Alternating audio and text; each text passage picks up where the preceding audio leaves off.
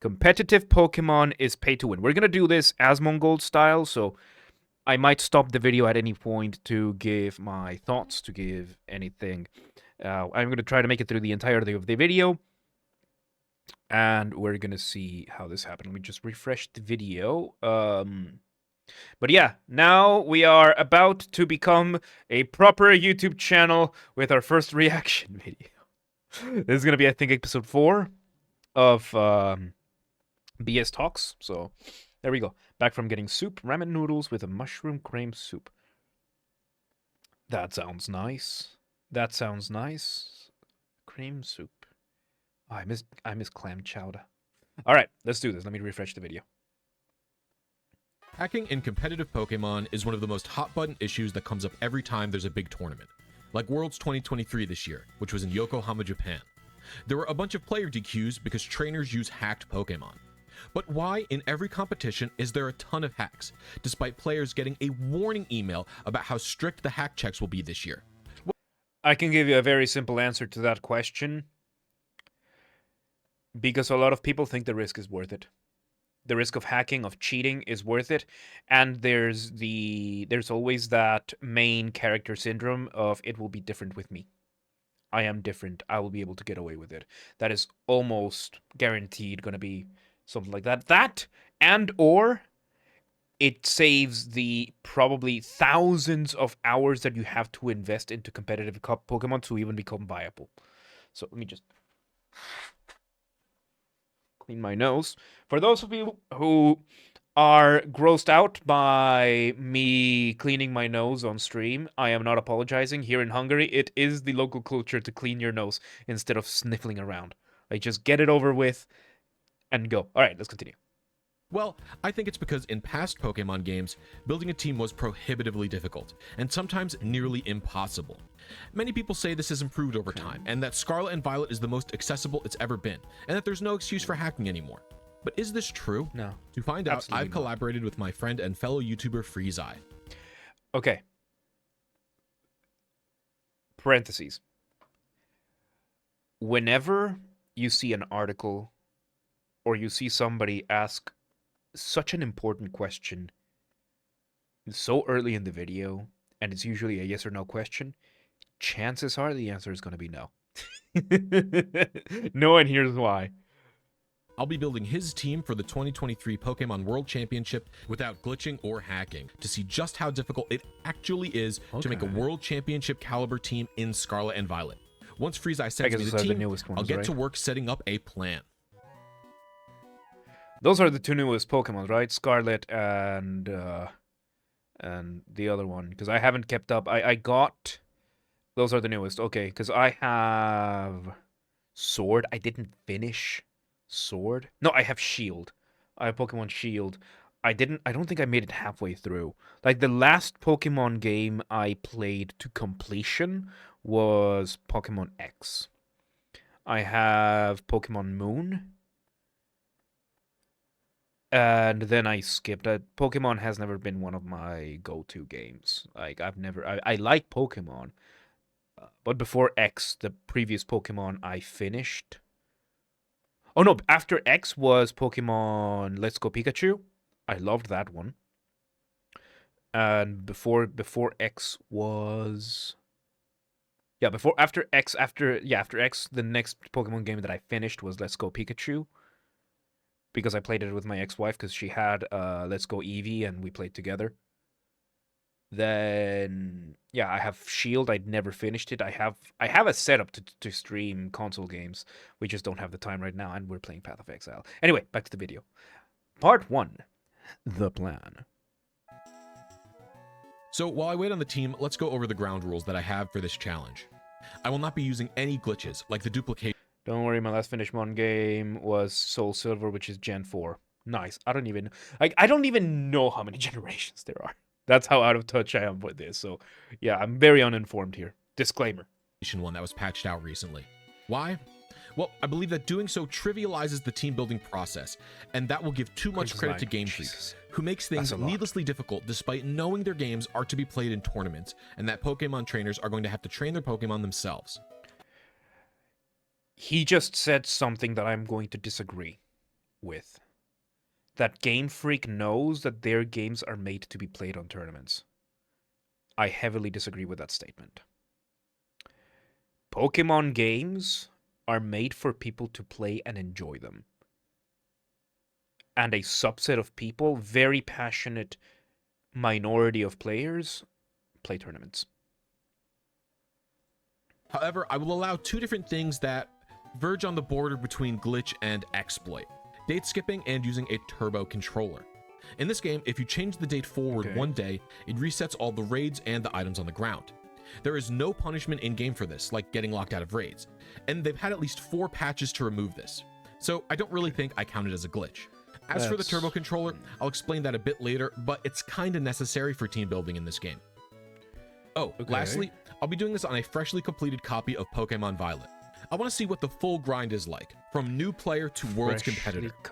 I've beaten the game and the post-game, which means I've done the Academy tournament and unlocked 6-star raids.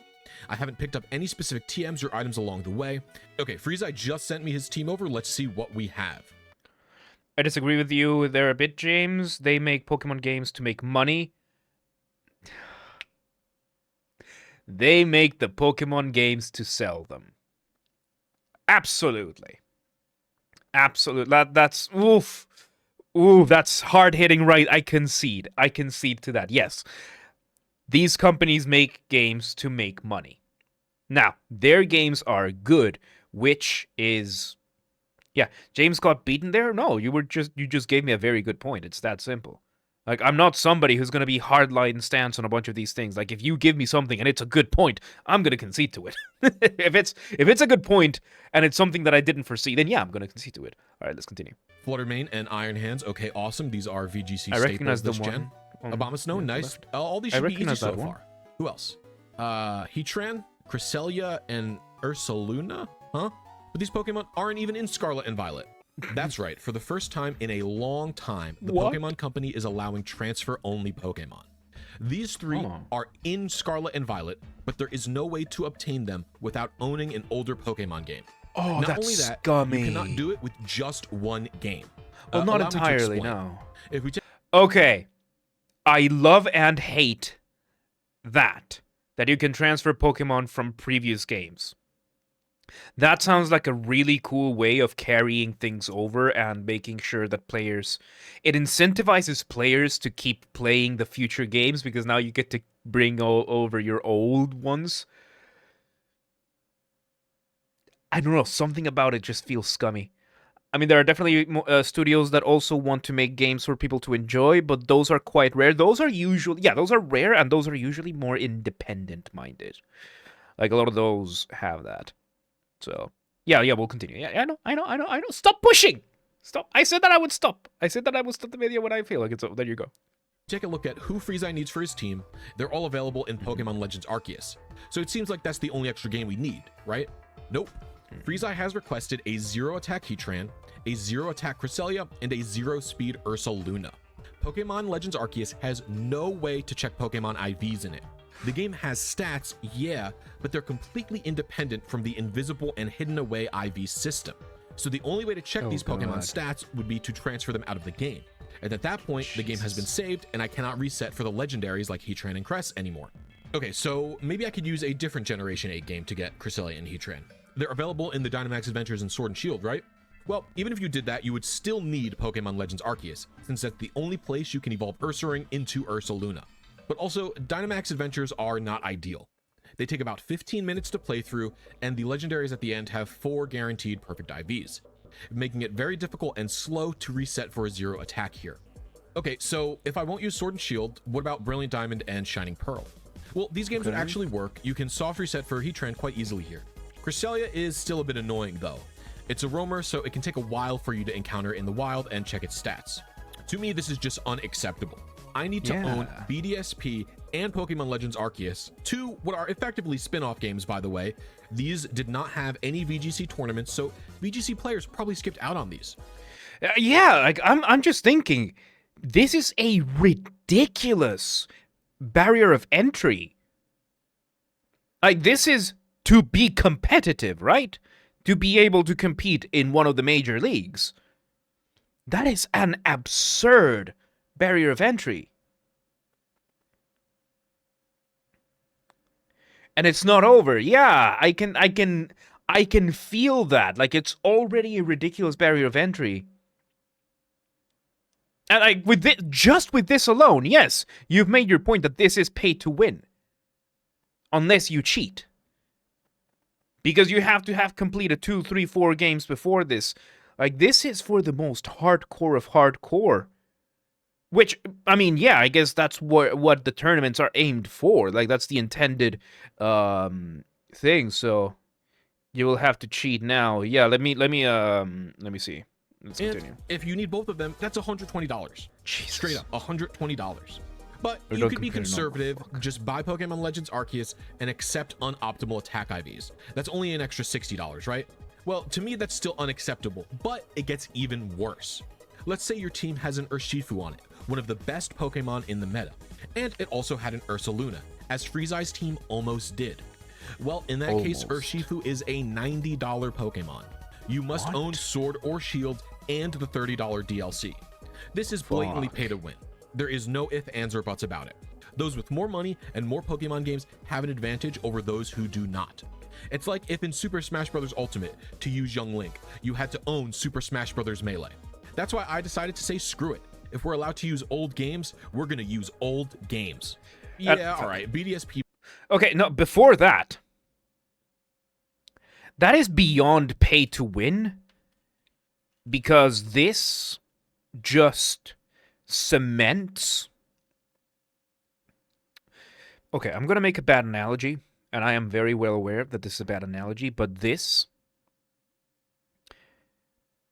Pokemon making this, like, Game Freak enabling this, is going to cause the equivalent of the boomers hoarding all the wealth and all the housing markets. You are making the barrier of entry. It's not just pay to win, is that you have to have been born at the right time, and you have to have you have to have been in the right circles, and you have to have been in the right fandoms, and you have to have been in the right economic circles to be able to afford this. Pay to win is just the surface. It's just the tip of the iceberg. Pay to win is just the tip of the iceberg for this. There are so many other issues that will go into this that I am hearing just from this setup. We're 5 minutes in, and I can't believe that a professional, competitive environment is being, like, the barrier of entry for it is dynasty-based. Pokemon is equivalent of market bubble unless they change the meta. Yeah, like, you look at other competitive games. CSGO or Counter-Strike 2, what's the barrier of entry? $15 and an internet connection. So unless you are in the slums of India, unless you are in the war-torn Congo, unless you are in rural Guatemala, you're probably going to be able to play this and become competitive, because after that, it's your skill. You look at Dota. Dota is free to play. You just need to invest the time and practice.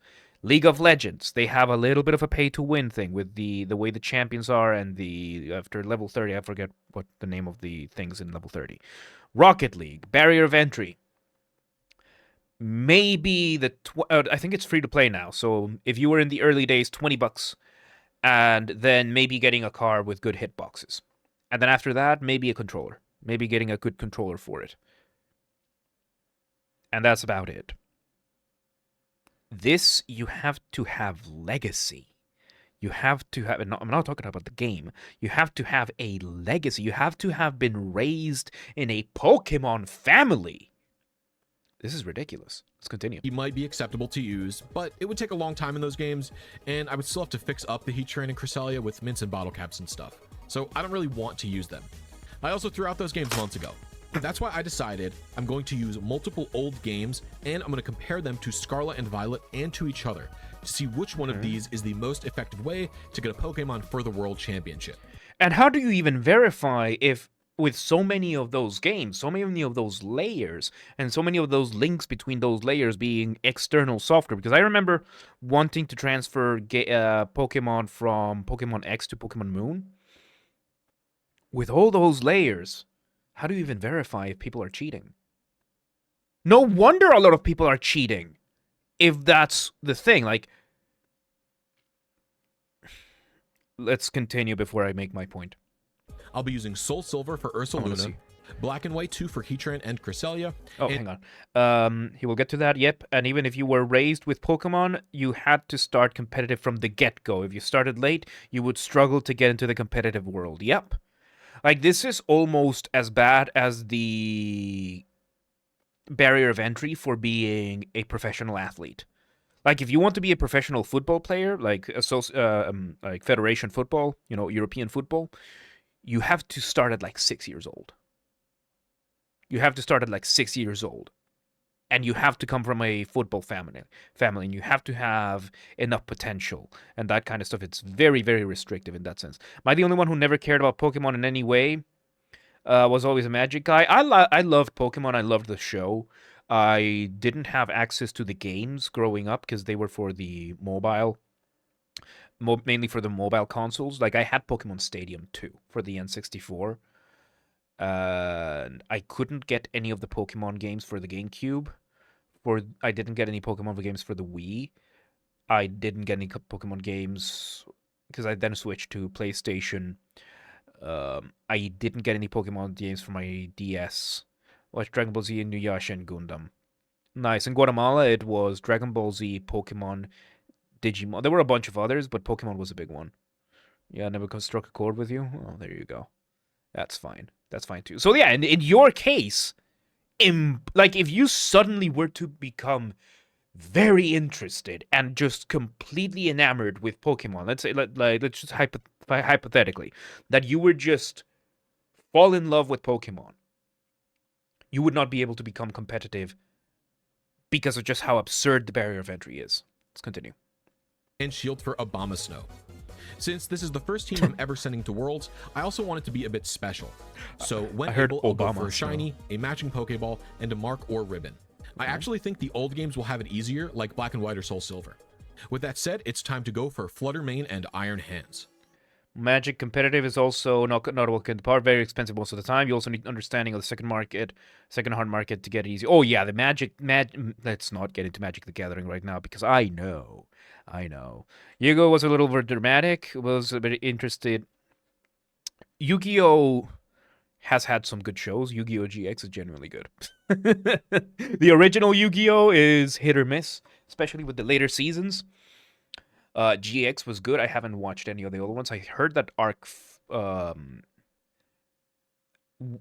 Dragons, I heard that is really good. Like, it's a legitimately good anime. And there's another one, I think Arc V, I think it is, Arc 5, that is also really good. Like, it gets dark. I don't know. I remember that Ultimate IRS had told us about this before. Still have Magic cards from 24 years ago. Nice. I have some Magic cards that I bought in, like, 2017. I just have them there. 2017, 2018, like, the Conspiracy set, I loved it. Just the idea of the game mode, I loved it. So, yeah, in, like, 15 years, those are probably going to be, like, some of them are going to be worth, like, a couple $100. I miss Yu-Gi-Oh! Before it became a card game. Evil Yu-Gi was just a treat. Oh, yeah, the original King of Games. Yeah. 7 series, individual item from every night. Nice. I don't fully remember. Like, I have the cards there. I think it's from 2019, and yeah, I have some good cards. But let's continue.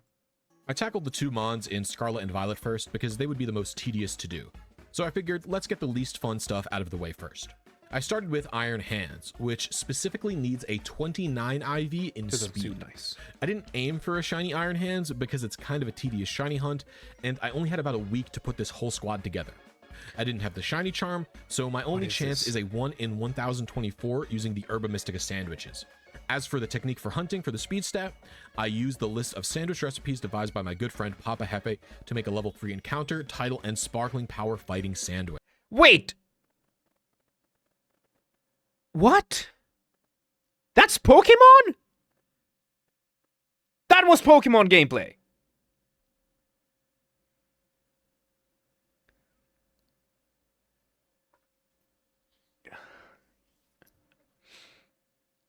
I need more Pepsi. Now to work, for real this time. Thank you for hanging out, Dead and Slayer. I'm gonna go grab a little bit more Pepsi. I'll be right back.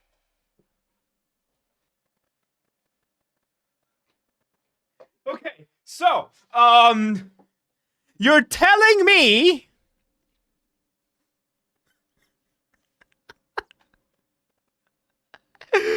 oh, rather something strong. I don't drink alcohol, so yeah, there you go.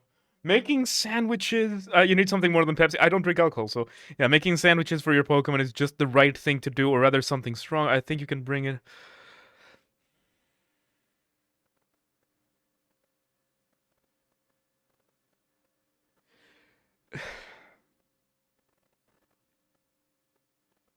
Is this how they just got rid of women in the competitive scene? Like the Pokemon just say, if you want me to be as good as you want me to be, go make me a sandwich? Oh my god. I thought he was using like random gameplay for something completely unrelated.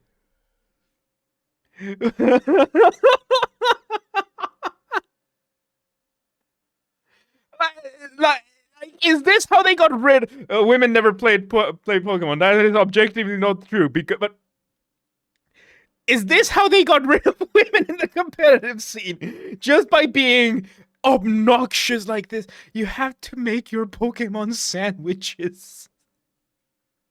Like, okay, this is a mechanic that was proposed and got approved. There's no one girl that plays that. I know several people. I know several girls that love Pokemon. I don't know anybody that plays it competitively, but yeah, like I played Pokemon with my ex-wife. I know of girls that love Pokemon. So yeah, let's continue. This will make only Iron Hands spawn in Area 0, Jeez. while giving it a boosted shiny end mark chance. I also aim to catch Iron Hands in a quick ball since it matches its color scheme very well. The optimal technique for catching these mons is to backstrike them with the ZR Pokeball throw, which stuns them for turn 1 of the battle and increases your catch chance on that turn. So Quick Ball has a very high chance to catch. Iron Hands is surprisingly able to turn around really fast, so you gotta do the sneak mode by pressing B to get behind a Pokemon. It was a little bit tricky at first, and after my first sandwich buff had run out, I still didn't have the speed IV I was looking for. So I reset the game to conserve my Herba Mystica and I tried again. And after a total of 51 minutes of catching and checking IVs, I caught an Iron Hands with 29 in speed. Okay, let me just see. I mean, I have no problem with that mechanic. It is a bit more immersive to feed your Pokemon and makes it more entertaining going through the game. Casually, it is horrible for competitive. That's, yeah. I mean, it was mainly a joke. Like, because I remember in Pokemon Moon, like, you have the taking care, like, grooming your Pokemon. It's cute and it's adorable, but I can see how that can become like Monster Hunter, like getting the right meals for Monster Hunter. It feels like that level of just obnoxious. It can be obnoxious. You can still wash your Pokemon in Gen 9. Yeah, like I'm saying, like that is something I saw in Pokemon Moon that I found to be an adorable mechanic because it gives you that extra connection to the Pokemon. But an observation I wanted to make, I understand that these are not played on very good hardware, and that the games go for a very artistic, like they have their art style, and we've covered the whole art style thing. But this game looks shit. It looks graphically, it looks mediocre. Very mediocre. It's adorable until you get some specific. Yeah. Gen 9 on release was shit. I mean, that's I guess kind of like the release of every new generation. But look at this. It just looks. It looks like something we would have seen on the GameCube. Almost like GameCube or the Wii. Early HD. And I know that the Switch has a lot more capacity for this because the Switch has Breath of the Wild, made by the same overall company. Granted, Game Freak is a separate studio, but still, they made Let's Go Eevee, Let's Go Pikachu, and those games look fantastic. Those games looked beautiful. Like they weren't graphically impressive. They just looked beautiful. I guess it might just be this. I mean, it's a bit of an insignificant point to fixate on, but still, it caught my eye. Like seeing the Pokemon glitching through the wall. Yeah, it doesn't exert the aura of passion that I think I once saw in Pokemon. There's no way to check this in-game, so I used some candies from raids to level it up to 90 to be absolutely certain this stat was correct using a stat calculator. Pokemon was always graphically bad. Some games were better with their graphics, but yeah, Gen 9 is decent in the world of Pokemon in comparison to other titles. I guess, but I don't know. It could be that because I played the other Pokemon in the small screen that it looks better like that, and because it's made to look like, I don't know. But it just doesn't look it just doesn't look good. We had this conversation in episode 1 where yeah, sometimes you have to take the artistic choice. Bring back the pixel style Pokemon game. Oh, dude, I would love an anime style. Like, the more Borderlands-y art style where everything is a little bit more cartoonish, like deliberately cartoonish. I would love to see that on Pokemon because that doesn't require as much graphical fidelity. And it's artsy and it's cel-shaded. Yes, small screen, quite pixelated, so they could cheat graphics way easier and make it look better than it was. Yeah, and it just reeks to me of cut corners, which I guess they're making the worlds bigger and bigger, but they're making it. I don't know. It seems like they're focusing on other things because the formula is almost the same. And it has been for many, many years. The formula has been very, very similar. So, I don't know. That might work also. Yeah, I know. Like, can you imagine a Pokemon that looks like the anime? Like, like almost any anime game that has that very deliberate style but looks more like anime? That's fucking awesome. Let's continue. It's very cool that to hit a specific speed tier, I need to use an external tool not affiliated with TPCI or Game Freak to figure out what I got. I get it. External tools like this will always be helpful, and probably better than official ones. But it would be nice if they actually tried. But anyway, welcome Booyah, the 29 speed Iron Hands to the team. Themselves. Well, onto Flutter Mane. And I You're decided right, to actually shiny hunt this one, because it's got an easy trick to it. And this is only my second shiny hunt ever if you don't count RNG manipulation at all. So as for this trick I mentioned, it's that Flutter Mane appears to be a night-only spawn, but this is not true. It actually spawns in the day, and a strange mechanic removes it instantly upon spawning if it's daytime.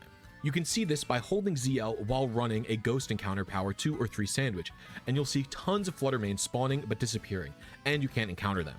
But if a Flutter Mane is shiny, it won't be despawned. Okay.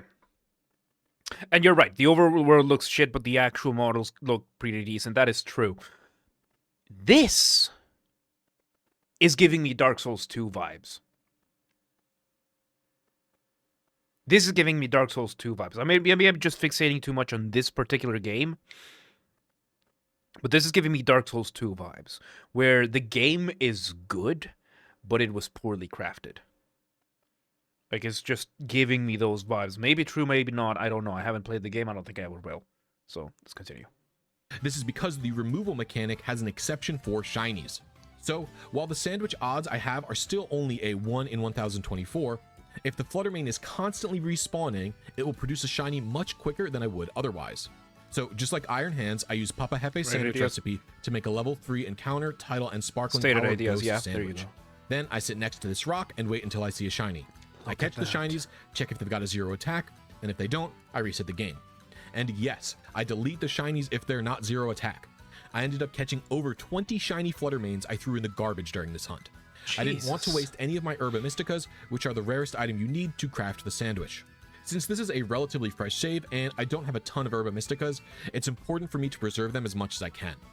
This hunt went on for hours, and multiple times I found 2 or 3 shiny flutters on screen at the same time. Eventually though, a 0 attack shiny flutter popped up on my screen. I caught it in a nest ball to match, and it even had a mark. Welcome to the team, Kotz the Teary-Eyed. In total, it took me 6 hours and 36 minutes to get this Pokemon. It might seem horribly tedious, but since this hunt is so passive, I really wasn't doing much. I mean, I've done shiny hunts before because we did them with my ex-wife in Pokemon Let's Go Pikachu and Eevee. 6 hours is not too bad for a single Pokemon, especially with that specific traits and specs. It's still a long fucking time for one Pokemon. But all things considered, it's not too bad. Still. I like to see, like, the mechanics look cool. Like, it looks like a bunch of fun stuff, but it looks like they haven't quite fully figured out where they're taking this yet. Let's continue. I was just checking the screen every 15 minutes or so to see if there were any shinies and to see if my sandwich buff had run out yet. And I know what you're going to say. Blissey, this is disingenuous. Most team building won't go like this because you don't have to go for a shiny. You could have just done a 0 attack Flutter Mane. You're right, so I timed that too. 0 attack without the shiny took me about 34 minutes. It was just my own desire to make a pleasing team for the World Championships that slowed this down. So you just wanted to not just be competitive, but you wanted to be able to flex while being competitive. That's a different standard, and that is just fuck off with that. Fuck off. You're trying to make an example of you're trying to make a point over here. I'm going to criticize you a little bit, Blissey. You're trying to come across and make a point, and you go ahead and you make the extreme point, which is not the point you wanted to make first.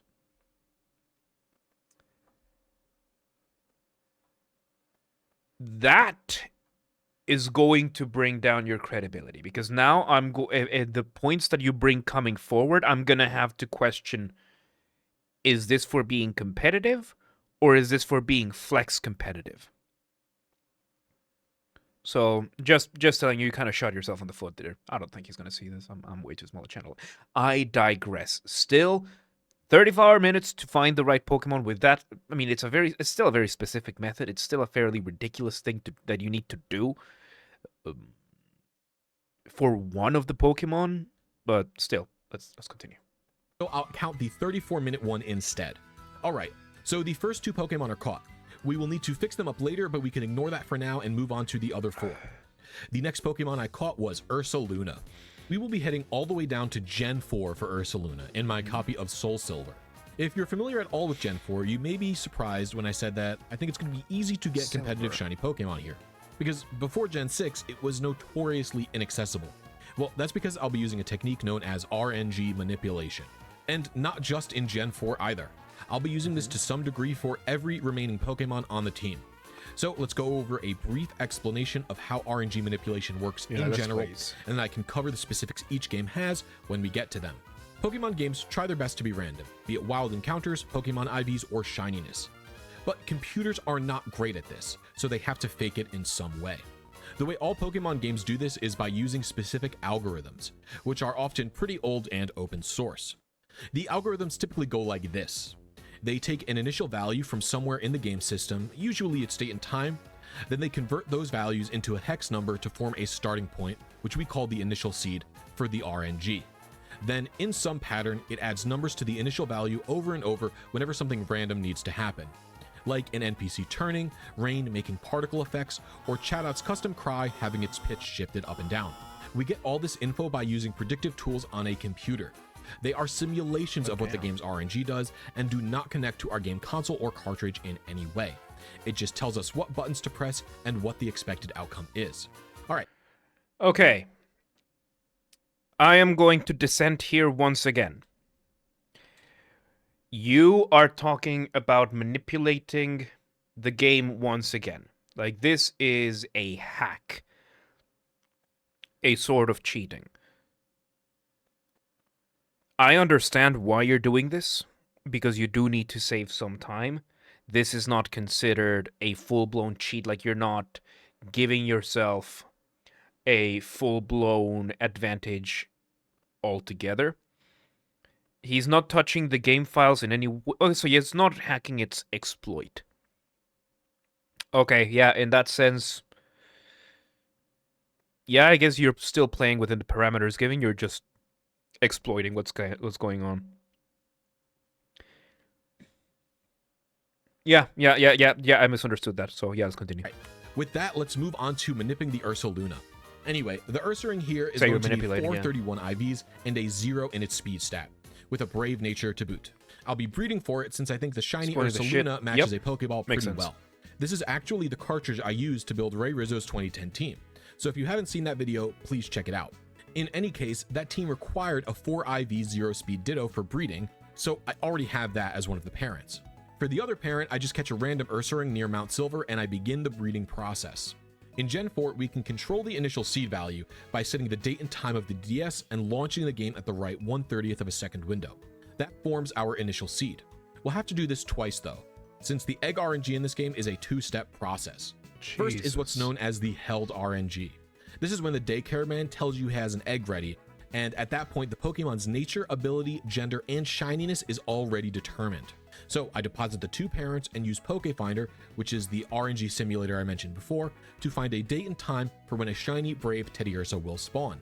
Then I set my DS to that time and verify I hit the correct seed by repeatedly calling Juggler Irwin, whose 3 random sayings over the Pokegear can confirm to me where I am in the RNG. Once I'm on the right seed, I save the game and I hatch the egg to verify it's shiny with the correct ability. It is, so I reset. Don't worry, I didn't lose the shiny. Every time I talk to the old man, I'll receive the shiny. This part of the manip is done. Now we have to do the IVs. It's done a similar way as before, where I find the date and time for the IVs I'd like, and I load the game using Juggler Irwin to verify I hit the seed correctly. Shit. After that, I did not want to speed it up. Okay, you're still doing the shiny thing, so you still want to flex that you got the shiny, and I don't think shinies have inherently different characteristics, just the appearance. So that bit still kind of bothers me, but still. As you can see, you must be a scientist to deal with this shit competitive Pokemon, which is the reason why I did not touch it. I don't say it so much as a scientist, but you need to be somebody who's good with spreadsheets. Because this will require a lot of spreadsheets. You need to be very, very good with data. So yeah, let me go back like 5 seconds. IVs I'd like, and then I load the game using Juggler Irwin to verify I hit the seed correctly. After that, I advance the RNG forward with some chatouts who have a custom cry via the move Chatter. And when I get to the right RNG state, I pick up the egg, hatch it, and verify the IVs are correct using the judge in the Battle Frontier. At this point, I decide I want Gorgug, which is what I've named the Teddiursa, to have a ribbon from Heart Gold and Soul Silver. I decide on the one that you get from beating Red, which gives the title The Living Legend when you set it into battle, which I think is pretty cool. Shiny on the I make a cosmetic, quick yeah. pit stop to the Elite Four and then to Mount Silver for Red, and I've got the ribbon. Now we have to... In Gens 1 to 3, shiny had an actual purpose. I don't remember that far back, because I don't think I think I played Gen 2. I think Emerald was the only game I played. I don't know what the purposes were, but yeah, as far as I know, it's just cosmetic. So he's wasting a lot of time here for the flex. So I guess he wants to enter the tournament and give an impression and still be competitive, which if that's what you want to do with your time, that's what you want to do with your time, but you're trying to make a point here and you're making this very unnecessary step. Shiny was determined by its hidden values, and if you think it had attack value of 0, it could be shiny. Okay. There are a few shinies that still have a purpose cause of some reason outside of Pokemon. For example, shiny version of Greninja and their Ash Greninja form. So if you had a shiny, you knew it has 0 in that value. Okay, so before it used to be like a guaranteed for that kind of stuff. Okay, that makes a lot of sense. Let's continue. to transfer him up via Gen 5 in the Poke Transporter mini game. I waste a bit of time here because the Poke Transporter makes you pick 6 Pokemon to transfer, but I don't want to transfer 6 Pokemon. Luckily, if you only catch the one you want in the mini game and let the timer run out, it'll only transfer the one you caught. So I wait the 2 minutes, so I only have to transfer the Teddy. The rest of the transfer process is thankfully pretty easy. Poke Transporter is just a few button presses, and now I have to type a code to send him from bank to home. Now I just have to evolve Gorgug, which I can only do in Pokemon Legends Arceus. I don't have the item I need to do so, and the only way to get it is to run around the Crimson Mirelands on the Ursaluna Mount, checking all of the sniff spots. These are static locations, so I just mark them on my map and do loops until I find it. This takes a while, about 20 minutes, which is insanely annoying. In fact, I even found and failed a full odds shiny Turtwig while looking for a Peat Block. Whoops. Anywho, evolving still isn't done because I've got to wait until there's a full moon. This takes another 5 minutes of spam sleeping at the tent and checking if the Peat Block can be used on the Ursa Ring. Now Gorgug is all ready to be sent into Violet and be trained. All in all, it took me 3 hours and 21 minutes to RNG, get the ribbon, transfer, and evolve Gorgug, which like just the amount of hours that he's investing on this, taking away like the time that it takes to do the shinies and everything, that's still a lot of time, because on top of the actual carrying out, you still have to prepare for these things. Or wait, I might have been gender, but there was a situation with Chinese as well that works as you said. They informed the opponent of a very specific variable set. Interesting. which is a long time. But dang, if he doesn't look cool. Okay, moving along, I'll be taking the Poke Transporter to Gen 5. As I mentioned, I'll be going for Cresselia and Heatran here, simply because I have a White 2 with both of them ready to rumble. Black 2 was my main game when I was playing these games, so my White 2 is devoid of anything. I just beat the story and didn't do much else. I do a little prep by trading over a False Swiper from Gen 4, which is my Breloom, and I buy the matching Pokeballs that I'd like. For Cresselia, I go with a Heal Ball, and for Heatran, it's a Repeat Ball, even though I've never caught a Heatran before in this game. So now it's just time to RNG manipulate them. And luckily, Gen 5's RNG works very similar to Gen 4's, except it's even more lenient. In Gen 4, the timing is 1/30th of a second, but in Gen 5, we just have to launch the game with the proper date and time down to the second. So it's really, really easy here. And instead of verifying our seed with a phone call to somebody, we actually use Chatot chatter pitches. Viewing Chatot's summary screen, while it has a recorded chatter, advances the RNG by 1 and tells me where I'm at based on the recording's pitch. Because I wanted both a perfect and a shiny, I had to do quite a lot of Chatot advances. Yeah, you could work at fucking any Wall Street firm with this amount of data handling. Like, you could be you need to be a data analyst to be able to pull something like this off. This is insane. This is insane. I have a few friends who work in data analysis that would thrive in this environment. But you definitely can see why I stayed away from that hellhole as far as I can. Yeah, I can see why most would. Kids game, by the way. Yup.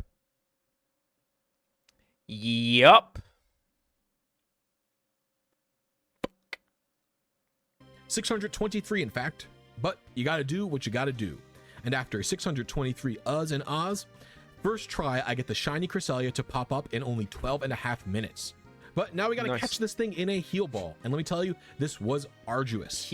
Especially considering my False Swiper was Breloom, who is weak to Cresselia, and it has a healing move, so this took quite a while. It was just a matter of patience though, and after 22 minutes total, catch and RNG combined, I had Dana, the bold, perfect shiny Cresselia in a Heal Ball with 0 attack. For Heatran, we just get to do a repeat, like the Pokemon. You see, for Cresselia's target, I used a Synchronizer to change the nature to Bolt. But if I don't use a Synchronizer, the nature is actually modest for this target, which is what Heatran needs. So I use the exact same initial seed on repeat to get Heatran, pretty much with no differences other than the Synchronizer. I had to be careful during the catch because Breloom is also very weak to Heatran. But with some patience and potions, I was able to get Sakazuki, the 5 IV, 0 attack, shiny, modest Heatran in around 35 minutes. Unfortunately, Gen 5 has no ribbons I can acquire here. I decide that I'll get the photo ribbon from Pokemon Legends Arceus, though, later, after I'm done training and such, because I think it's a cool ribbon to have. I do have one thing to do before the transfer, though, which is to get and teach Trick Room to Cresselia in Generation 5. I do this because in these games, the TMs, which are the items you can use to teach moves to a Pokemon, are not consumable and you can use them infinitely. And while transfer moves are erased if they cannot learn those moves in Scarlet and Violet, if they can learn them, they're in the move selection option in Pokemon Home. So teaching Trick Room here saves a Trick Room TM in Violet, where the TM is consumable and would get used up. This saves me just a little bit of time. After that, it's just the usual transfer process. All in all, both Pokemon, the TM and the transfer, took just under an hour at 59 minutes and 49 seconds. Jesus. That's really good, I think, especially considering I won't have to use any money for bottle caps or mints. Well, we just have one more team member to go, so let's head to Galar to get Obama Snow. So Obama Snow is an interesting one to get. Snow, yeah. It's not actually that easy for me to get a shiny with 0 attack and a modest nature very quickly. In Sinnoh, it's only able to be caught on routes with snow, which I can't use Sweet Scent on. So I'd have to use the tedious Poke Radar Manip. Plus, Dive Balls, which is what I want to catch it in for matching purposes, are actually kind of rare in Diamond and Pearl. It's also not available in Gen 5 at all. And RNG Manips in Gen 6 are insanely tedious and slow. And it's once again not manipulable in the wild in... Look at the version he's playing. He's playing the original Japanese. Like, just the depths you have to go through just for this. Holy shit, man. This is incredible. This is incredible. Let's see how this goes. In Gen 7. So here we are in my copy of Shield. Most people know about Raid RNG. It was very popular for a while via custom firmware bots and hacks and like Twitch giveaways. But you actually don't need any of that to do Raid RNG, and Raid RNG is kind of really slow and bland. So I decided to move to the more obscure overworld RNG manip, full-time just job for fun and interest purposes. In this game, the initial seed is generated by a cryptographically secure chip inside the Switch. So we can't just change the date and time to get whatever we want. Makes sense. But after that seed is generated, it's advanced forward using a well-known and reversible RNG algorithm called Zoroshiro 128. The various things advance this RNG forward, like Pokemon or NPCs blinking, getting on and off your bicycle, closing the menu, random weather, and changing the date one day forward. But the most important one is on a Pokemon summary screen. In these games, when you press in on one of the analog sticks, which is sometimes known as L3 or R3, on the Pokemon summary screen, the Pokemon will do one of two animations. One for what would be its physical attack, and one for what would be its special attack. This is chosen randomly by the Zoroshiro RNG, and there's no other advancements happening while we're in here. So using these random animations, we can identify both where we are in the RNG, and we can use it to move forward to get what Pokemon that we want. I'm just thinking.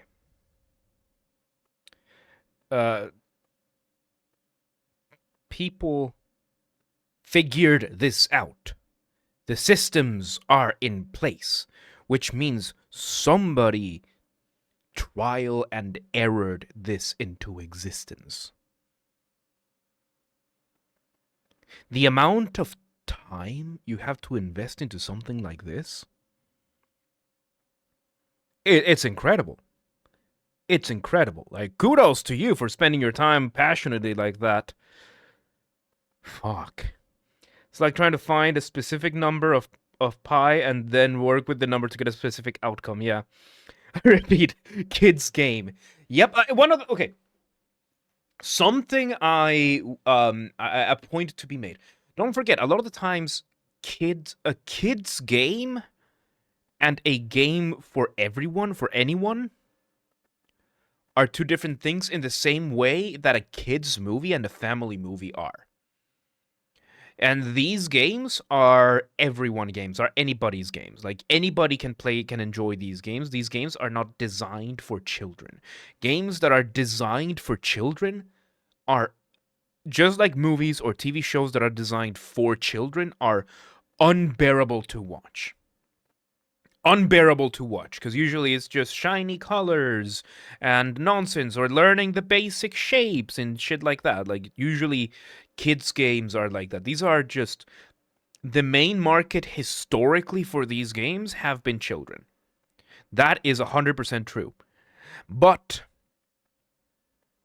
I think Nintendo is aware, and many of these companies are aware, that a lot of these games have always been aimed at a generation of people that were once children and are now the millennials.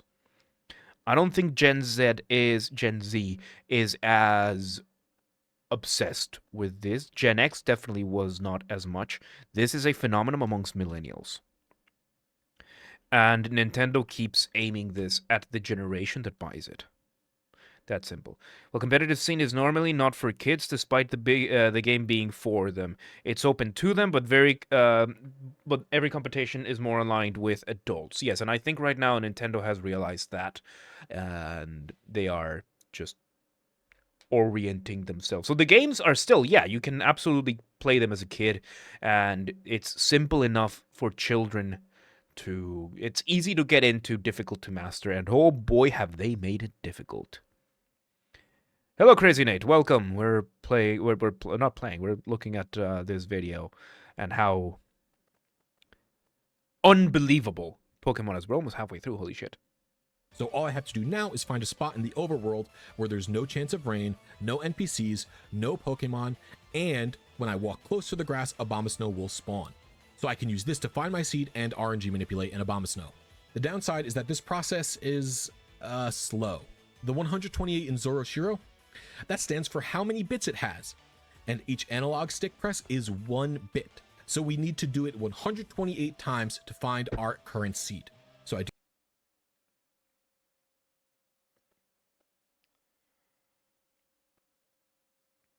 Someone at some point sat down and figured this out.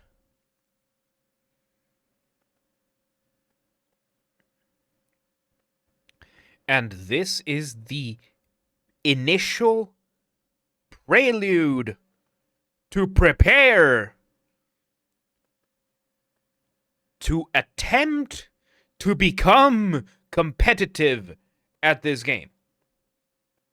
Just come home from basically a job interview. Nice.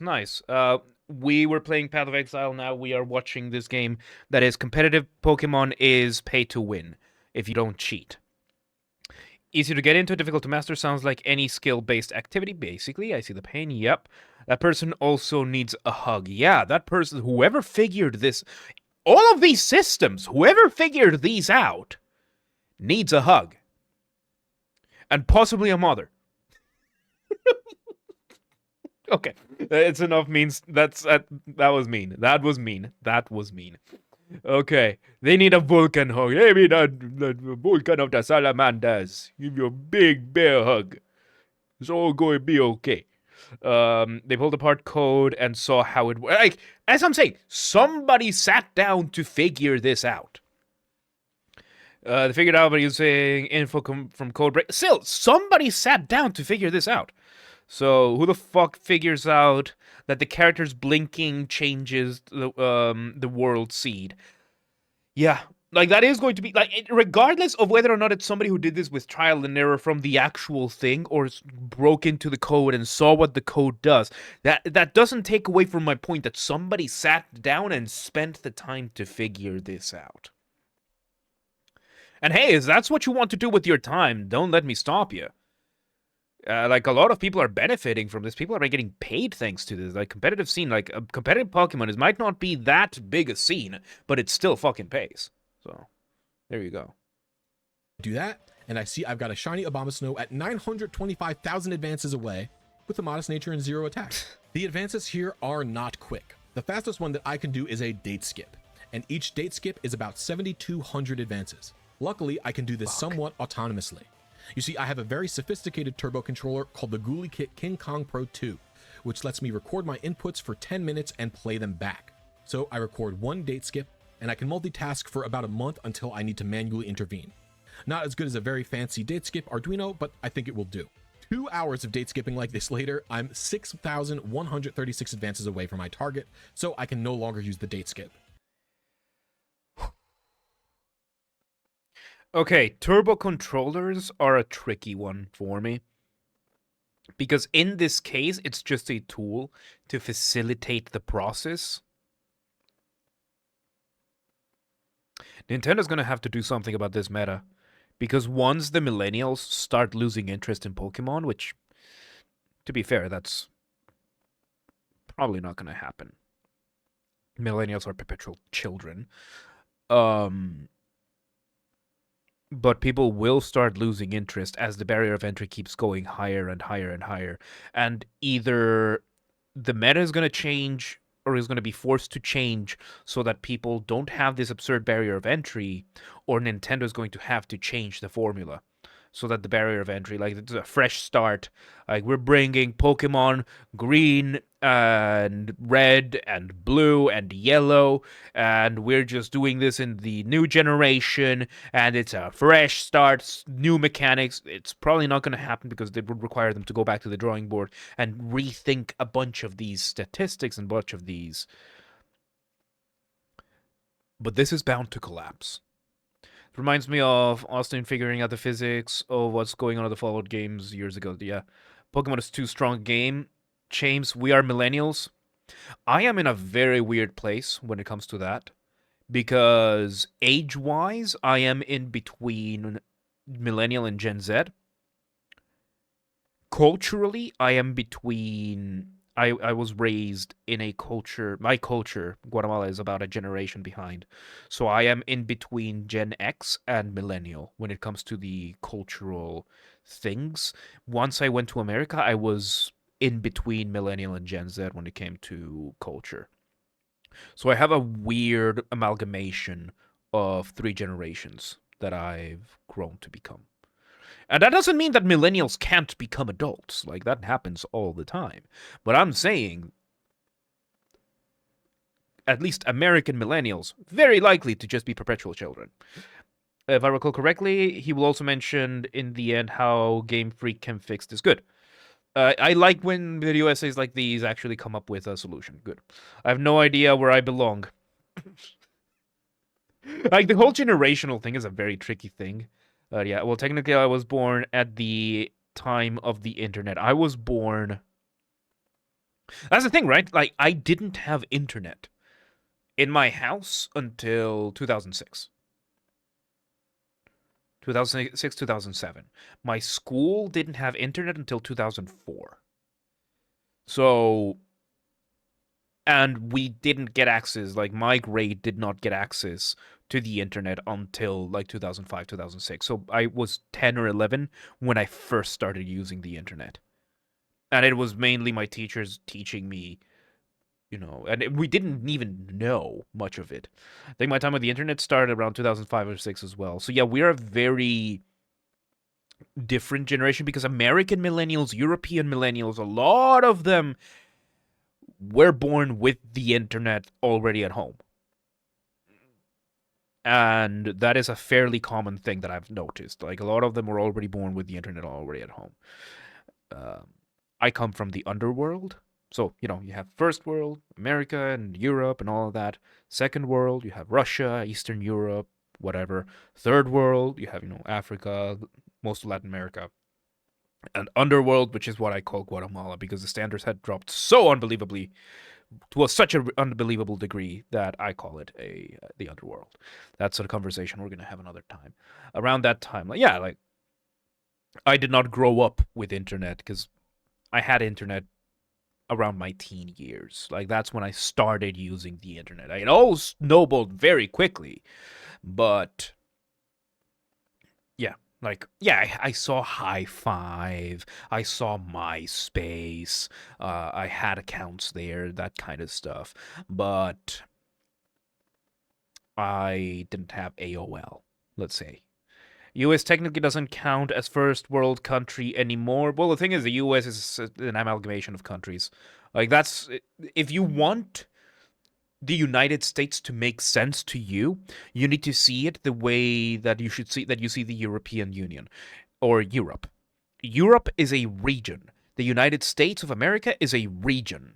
And within it, you have a lot of states, countries, that are very closely linked, almost to the same extent that the European Union is. Just that the European Union is not a country, it's not a single country. The United States has the federal government on top of that. And a lot of things start making a lot more sense because, yeah, Florida is its own country. Nebraska is its own country. Massachusetts is its own country. They have their own economies and everything.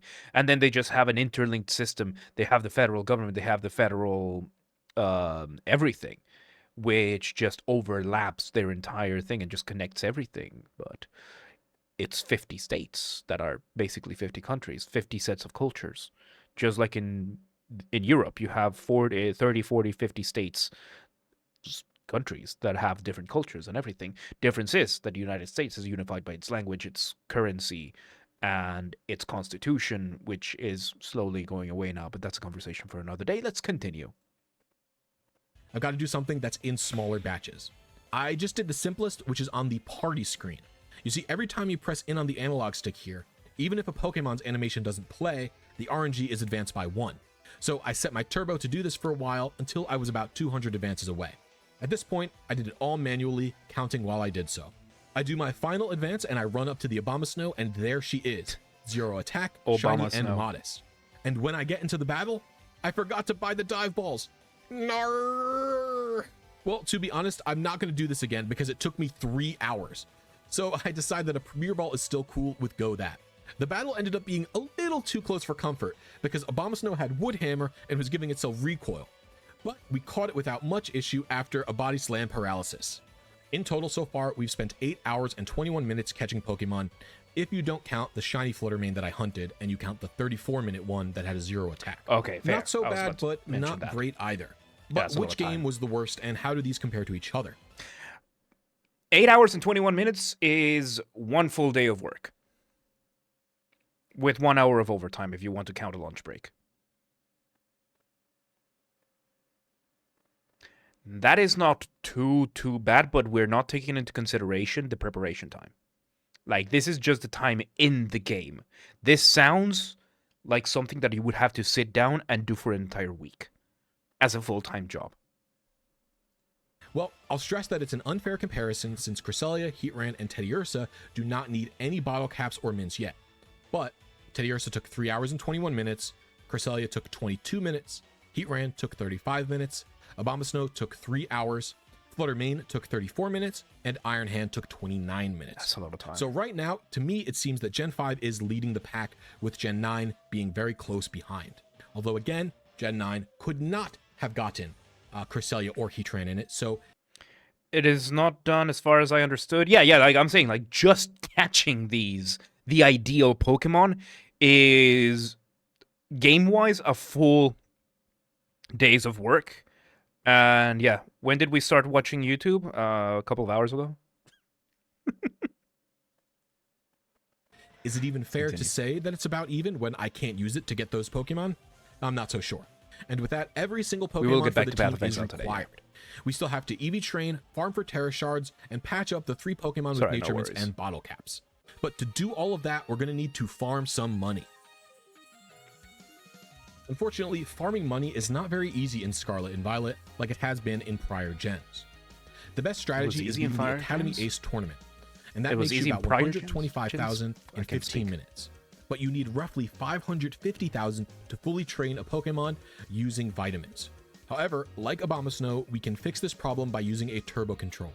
For a mere $60, you can unlock an infinite money trick. The idea here is well known, but basically, if you got a strong enough Pokemon, you can just use a turbo controller to press A with 1 move through the entire tournament. And when the tournament ends, you end up back in front of the registration, so you can do an infinite loop using the turbo controller. We just need a Pokemon to do this with. After looking around for a bit, I heard through the grapevine that the popular thing to use right now for the tournament was a Sylveon. It's less effort than Goldengo, and you don't need to commit a legendary like Chi-Yu to do it. People have been using Pixelate Hyper Voice, but I don't have an ability patch to unlock its hidden ability, and realistically, it's barely stronger than Moonblast. So, I'm blown away that the fact that there's a meta for preparing for the preparations to enter the meta. Jesus. I am still in awe. Like, kudos to you, Mr. Blissey, for pulling this off, and to everybody else who pulls this off and spends this much time catching Pokemon. Ultra prep, yeah. I'm still surprised when I see 3D Pokemon games. I have fond memories of the old Game Boy. That's cool.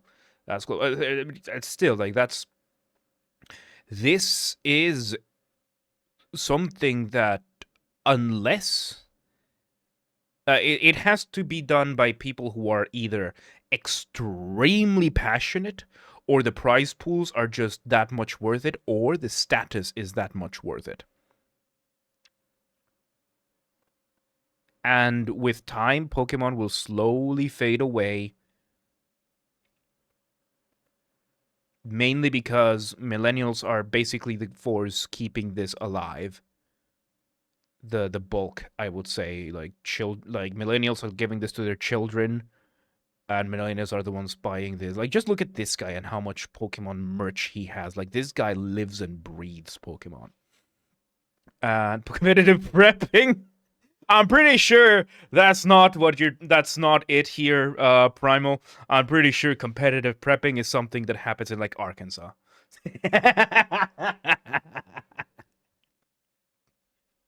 Oh my god, can you imagine actual competitive prepping? Like, competitive preppers? Like, the fucking neighborhood, fucking neighborhood competition to see who has the best bunker. Who has the highest grade, like, fucking canned beans. The only Pokemon merchandise is like a 2-meter figure plushie. Great. I mean, there's this and there's... the only Pokemon merchandise... What are you talking about? Like, I see a bunch of stuff behind them. Are you talking about yourself? Because the Pokemon merchant that you want... Okay. Okay, the stuff you want. That's okay. You're not brain dead. You just had a brain fart. That's different. A bunch of my grandfather's old records and items. Nice. Nice. Both, not both. You still have a job where you are, where you have to work using that brain, so that energy is spent there. It's spent there. Anyway, the point being, this is something that is going to collapse eventually. And I just realized that my name is fucking backwards. And it has been for like 4 episodes now. Fuck. Hang on. I need to flip this.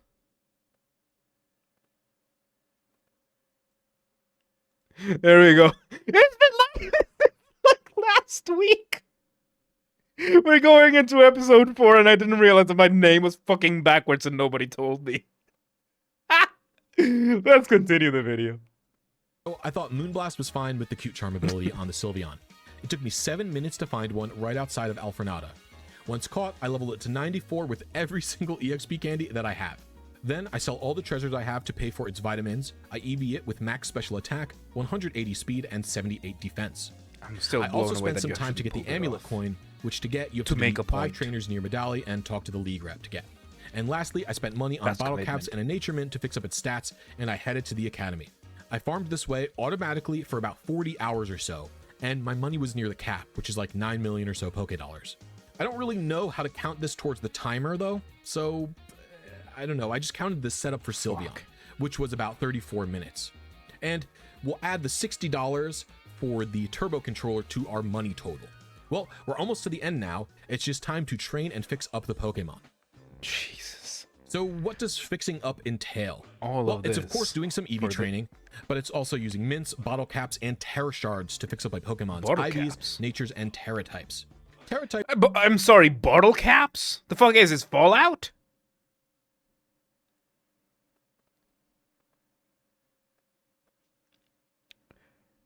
Game Freak has indulged in this as well. Fuck. Types were the thing people were originally up in arms about during Scarlet and Violet. You see, unless a Pokemon is obtained from a raid or one of the special Terra Overworld encounter, its Terra type is randomly one of its normal typings if it's a multi-type Pokemon. So, for this team, for example, Heatran has a Fire Terra type. It could have been a Steel type though, but Freezeye needs it to be a Grass type. This makes it immune to all Powder moves, notably Spore and Rage Powder. The only way to change a Pokemon's Terra type is to farm Terra Shards, and you get those by defeating Terra Raid battles. Typically, each raid gives you a bunch of rewards when you defeat it. That's a cool mechanic. From bottle caps to Herba Mysticas to feathers and Terra Shards for the type of raid that you defeated. I like that mechanic. 1 or 2 shards per raid. It sounds cool. So, yeah, it's pretty slow, but we can speed this up somewhat. We just have to engage with the sandwich mechanic further and use a little bit of... I'm sorry! I'm not Sorry.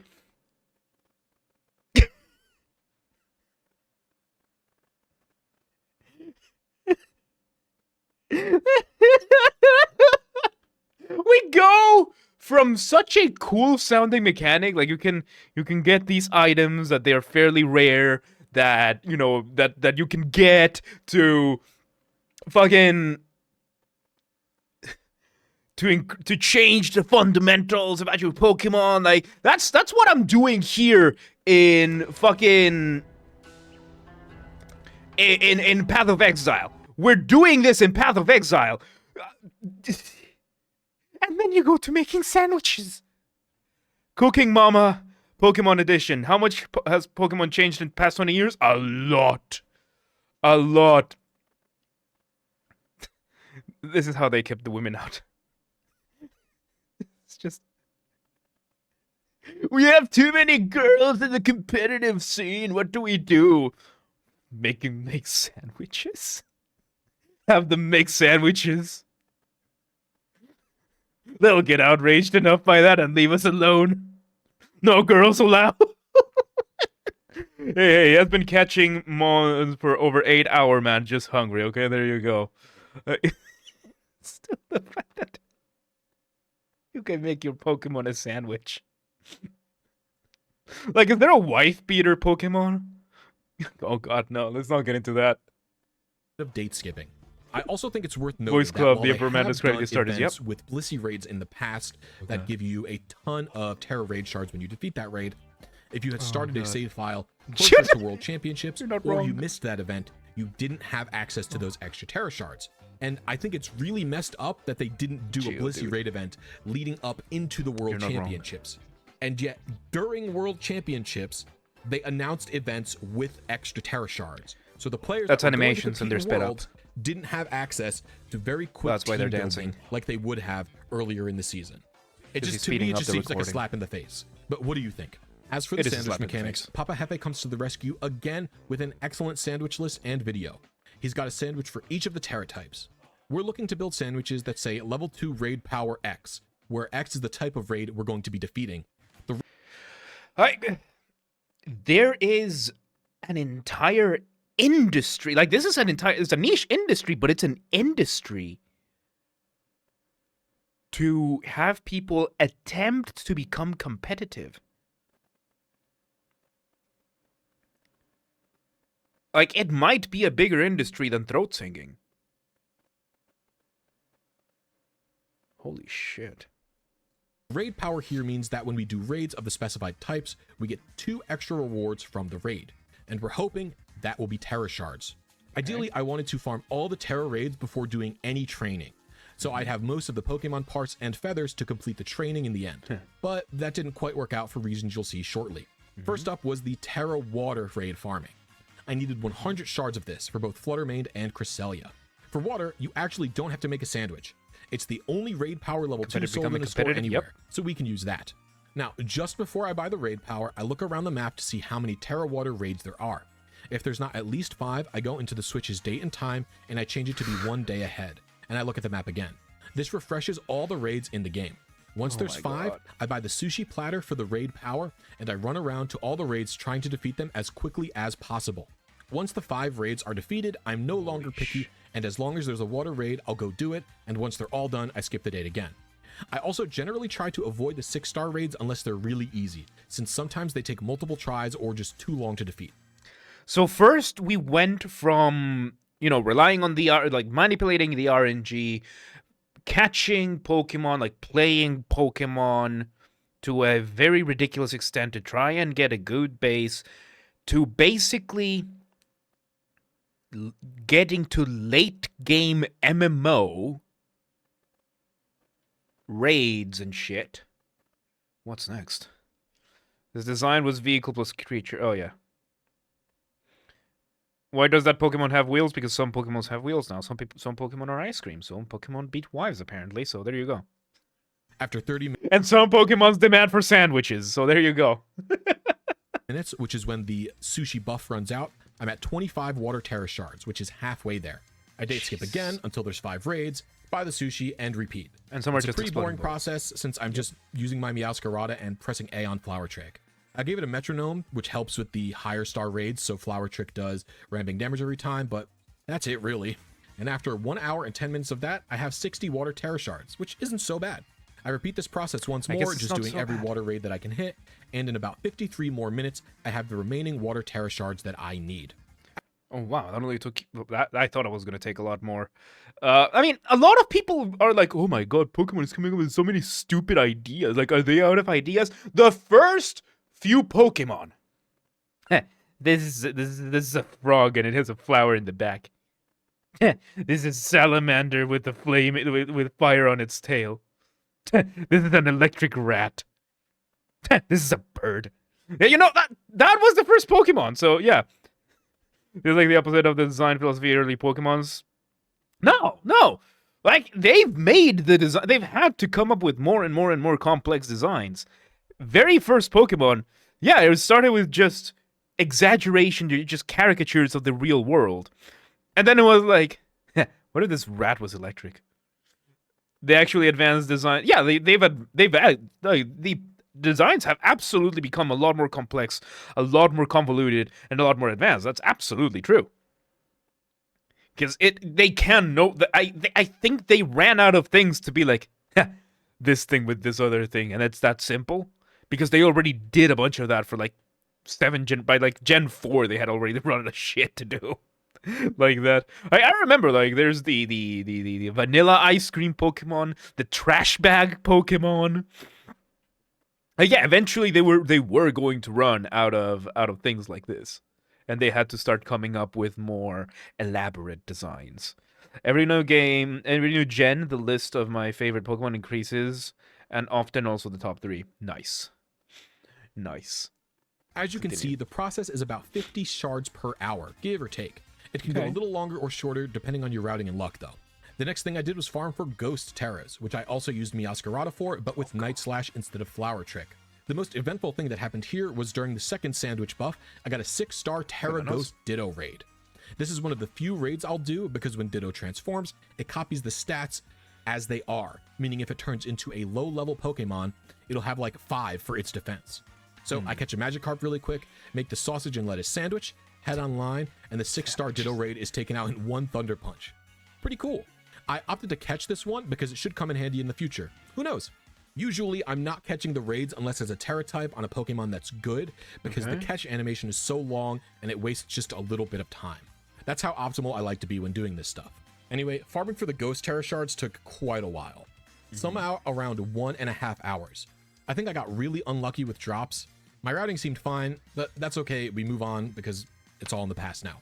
At this point, I realize I have to do some training. Yes, totally. Because the other 2 Terra-type shards I need are Grass and Fire, which Meowscarada cannot handle by itself. I will be right back. I'm just going to grab a protein bar because I'm a little bit peckish right now.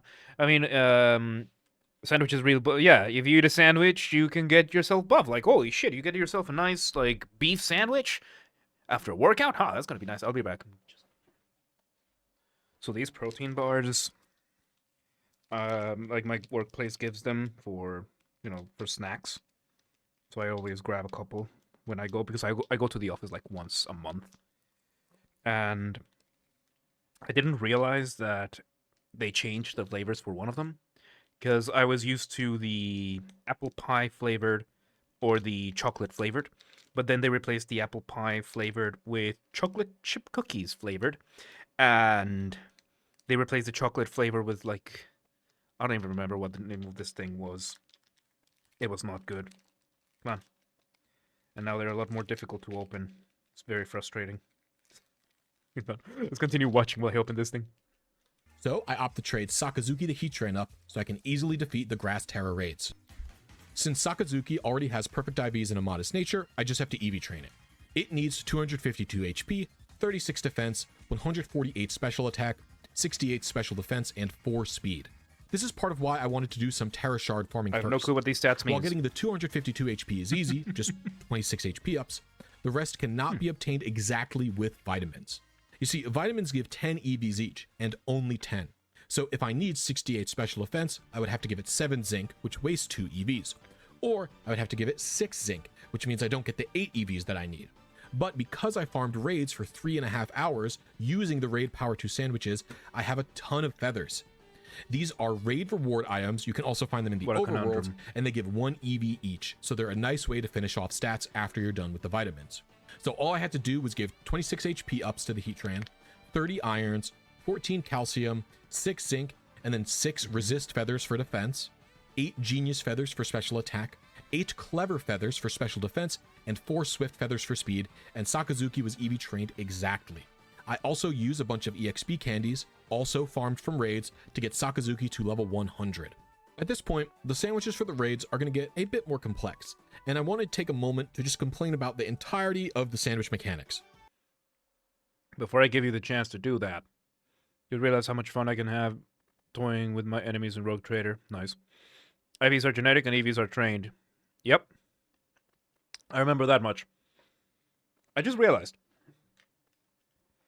He's doing all of this for the current generation. If the meta changes even slightly for the next generation, this process has to start all over again.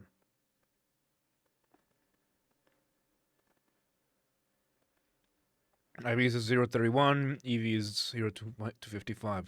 Yeah, I remember my friend explained this to me a while back. Because he did join a couple of tournaments back in like 2014. And it was still an insane process. I don't remember if he ever went, I don't remember how it went for him, but yeah. If he was sorry he'll ever spent this much time figuring it out. Not just that, the fact that, you know, this is a yearly cycle. So every year is going to be slightly different. Fuck. Sandwiches. See, while shopping for the grass power level 2 ingredients, I must have had to go to 4 different grocery stores across Paldea. Why is it like this? Why are some ingredients only in one store in the whole region? Suppliers, that's why. Even while the generation is running, the meta can change, which means not only do they have to do that all again with the new gen, but also have when new strategies are found. Yep.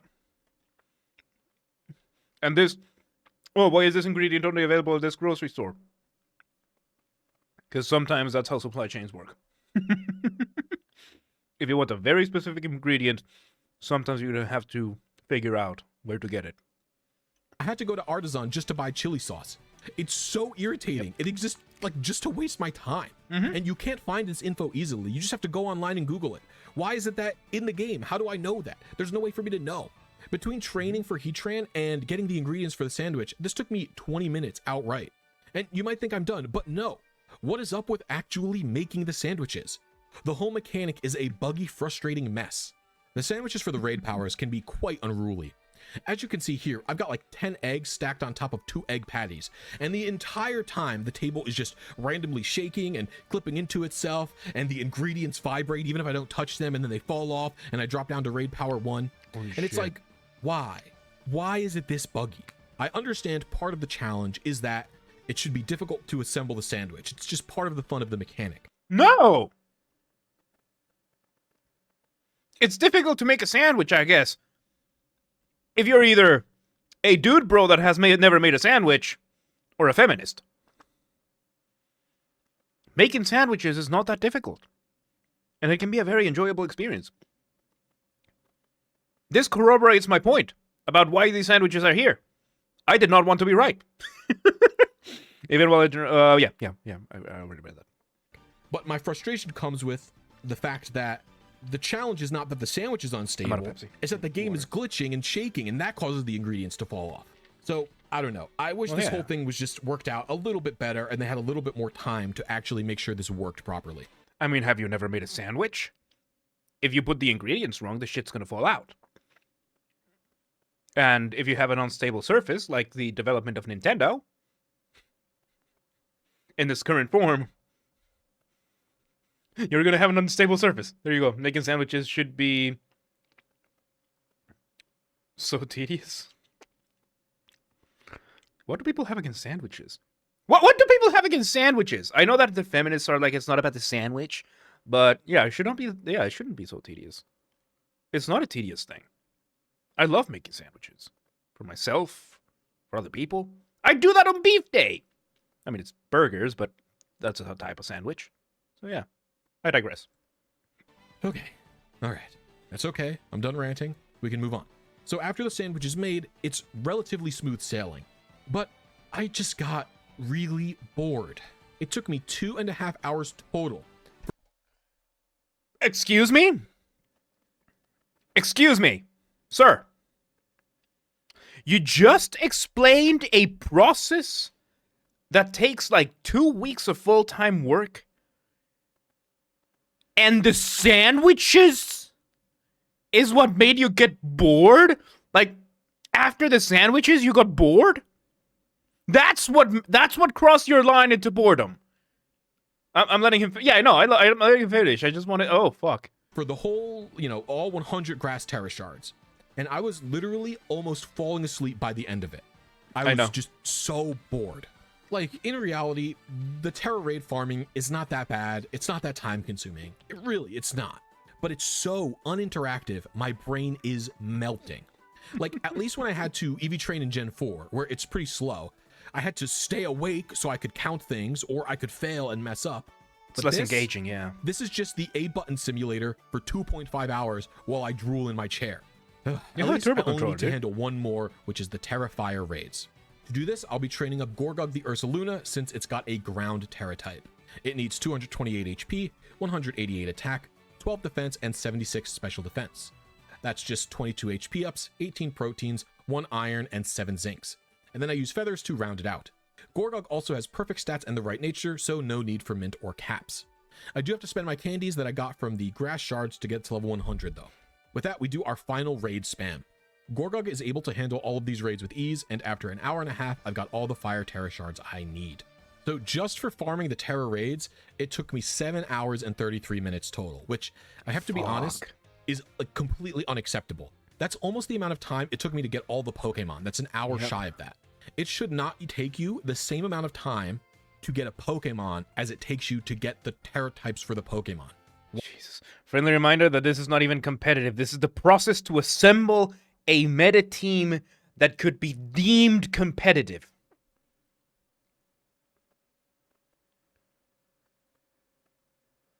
Like, pay to win is a very, very vague phrase to use for this, because you are paying way more than money. We just hit the 15-hour in-game mark. This is not taking into account prepping time.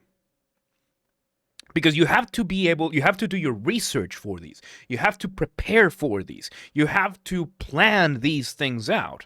Because you need to find those 8 hours to catch the Pokemon if you're lucky. You need to find those 7 hours. Like, this is a full-time job. You're making Pokemon a full-time job. I just said that. Why is it arbitrarily doubled like that? When I'm doing this, it doesn't feel so bad. I just sit there for an hour, farm terra shards for one Pokemon. It doesn't feel that bad. But when you add it up, it's just not acceptable.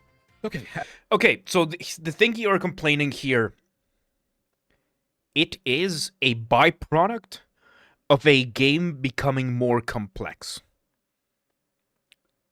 So the fact that this is unacceptable, I don't think this was Game Freak twirling their mustache and being like, we're gonna add terra shards to make everybody just suffer through the grinding process and be able to make it so much more difficult for the professional gamers to make it to the tournaments.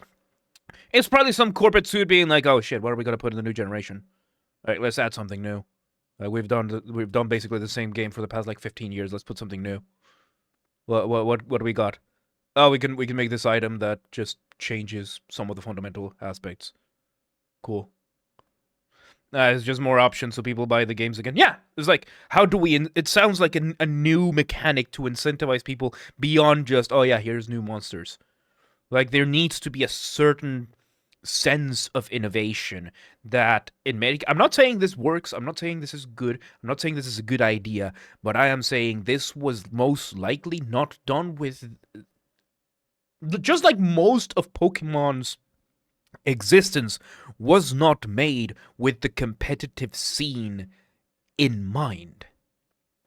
Like, the competitive scene is very much working around these things and trying to figure out how the makers made this game and everything.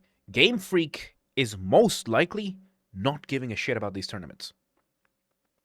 They just adding, adding stuff. Because if they gave a shit about tournaments, they would make the barrier of entry a lot more accessible. So that more players can do it, more players buy the game, more players join the tournaments, more money for the tournaments. And that's it. That's, I think, what is going on here. I have not once been so obsessed with a game to have made it this much part of my life. Not even ESO or Morrowind, and this is necessary to become a competitive tournament player in Pokemon. Now think what the anti-meta play looks like. Yep. Every gen is a different mechanic, Mega Evolution, Gigant, and that used to not be the case. But yeah. New mechanic comes in, older mechanics is booted. Yeah, I think it started with X and Y, with Mega Evolution, because before that, the whole thing was mainly like, oh, graphical upgrades, smoother engine, new animations, and then they reached a plateau in these things, and they had to actually start putting shit into the game a lot more. So, yeah, the competitive scene becoming this restrictive, I think, is just a byproduct of this. And I just realized another reason as to why we were lagging so fucking much is because I forgot to close my video editor. So give me a second, I'm just gonna close my video editing software. There. Oh, okay, let's continue. We're already 35 minutes in. At this point, we're looking at 15 hours and 54 minutes total for everything that we've done combined so far. So to me, this is kind of an unacceptable amount of time. It's not too bad when you're really looking at it. But, you know, if someone sees this number, 15 hours or 16 hours really versus genning, they're just going to gen a Pokemon, right? So I don't know. We'll see how long it's going to be after we finish training them, because we still have to EV train 4 other Pokemon, and every Pokemon still needs to make sure that they have the correct moves, and they have to have all of their PPs maxed, and a few of them have to get bottle capped. So we'll see what it looks like at the end, although I don't anticipate this section taking too much more time. I'm a grown man. Before everyone gets all of the moves and stuff, Pokken is a competitive Pokemon game made with tournaments in mind. Is like Tekken, but with I've seen that. Genning is basically hacking in already made Pokemon. So it's like the cheating. No fucking wonder people are going to cheat to try and make it in. And as I said, there are so many layers into this that, yeah, no fucking wonder. No fucking wonder people are going to do this. This is absolutely ridiculous. Takes about 5 minutes. Probably, yeah. No prep. Yeah, it's just ready-made for you. Which... fuck. I took a quick 11-minute detour to make sure Juniper, Dana, and Sakazuki all got the exclusive Legends Arceus ribbon that I talked about earlier. All you gotta do is send a Pokemon to Hisui and click prepare them for a photo. Like I said, I wanted everyone to have a cool ribbon, and this was the best and quickest one that I could do for the 3 of them. That's time you're wasting, Anyway, when I started EV training, I decided to continue with Gorgug since he was already in my party and EV'd already. But he still needs Protect, Facade, Earthquake, Swords Dance, and a Flame Orb. He also needs to have his Terra type changed. None of these are learned by level up, which kind of sucks, but I did already have the TMs for Facade and Protect, so I used those ups. I then look at the TM machine to see if I can make any, and it turns out I'm only missing Gibble Scales for the Swords Dance move. This is what I'm talking about, though. All the rest of the ingredients for Sword Dance are acquired via raid farming. I've battled like no wild Pokemon in this save, so it really comes in handy, and doing the raids that way actually saved me a ton of time. So I just head to Area 0 and take out a Gabite and his family using Let's Go mode. Earthquake was a bit more tedious to get. You have to defeat 5 trainers in the Asado Desert to get it from the League rep, which I haven't done yet. So I do that now. It takes like 10 minutes, but I get the TM and we're able to move along. I get the Flame Orb from Levincia Town, and I fly to Medali to change Ursaluna's Terra type to Ghost. The last thing I do is raise all the PP on Ursaluna's moves to the max. PP. This used to be so tedious, even in Sword and Shield, to get all of these items. But here, nah, you can just buy PP ups. And sometimes you get PP axes from raids, and I think from the Battle Academy tournaments as a reward for winning it. So I have some already, and I just use all 4 on Ursaluna. Easy. This man is balding. His hairline is being pushed back. Like, oh, Jesus Christ, man. Let's not make fun of the man's appearance. And although, yes, he is... Well, it could be balding. It could be just that he has a big fucking forehead. Either way, doesn't matter. But if I were playing Pokemon, I think I would be balding as well. You can finally synchro with your Pokemon, like, I don't know, these, Vaporeon, and play as them. Stylish balding. Stylish enough, yeah. Like, I don't think the balding has gone all the way back. But he's rocking it. He's rocking it. Like, it's not all the way. He's got, like, the it's Primal's Men of Culture. Yeah, I haven't...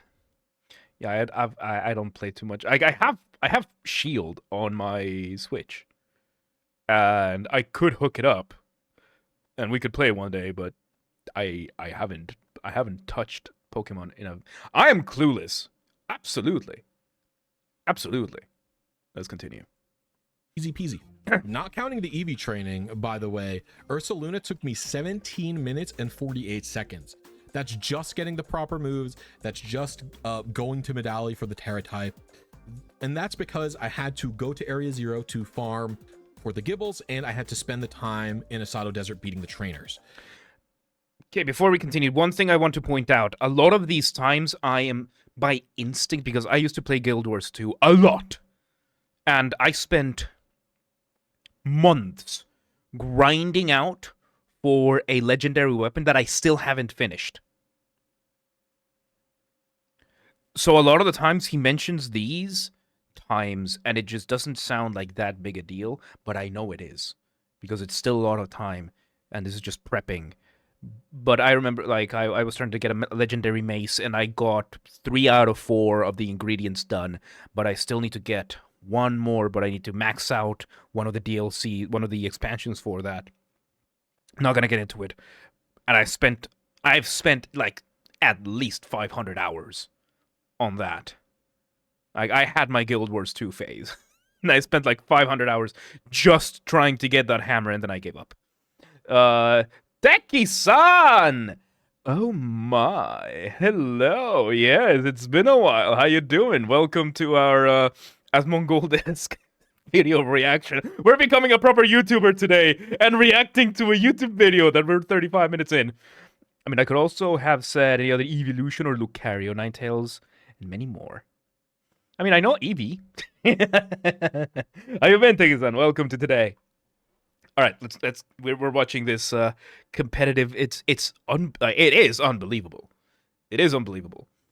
You don't have to explain me grind. In Final Fantasy 14, I have all the Heavens War relics for RR relics and a bunch of other ones. One day I might play relics are legendary. Okay, so yeah, Mike knows the grind, but don't forget, I'm not talking to just you. But yeah, like that's like the point here being, this guy is saying a lot of time that, yeah, I've played MMOs, I've played I've been in the grind of Dark Souls, like Dark Souls 3.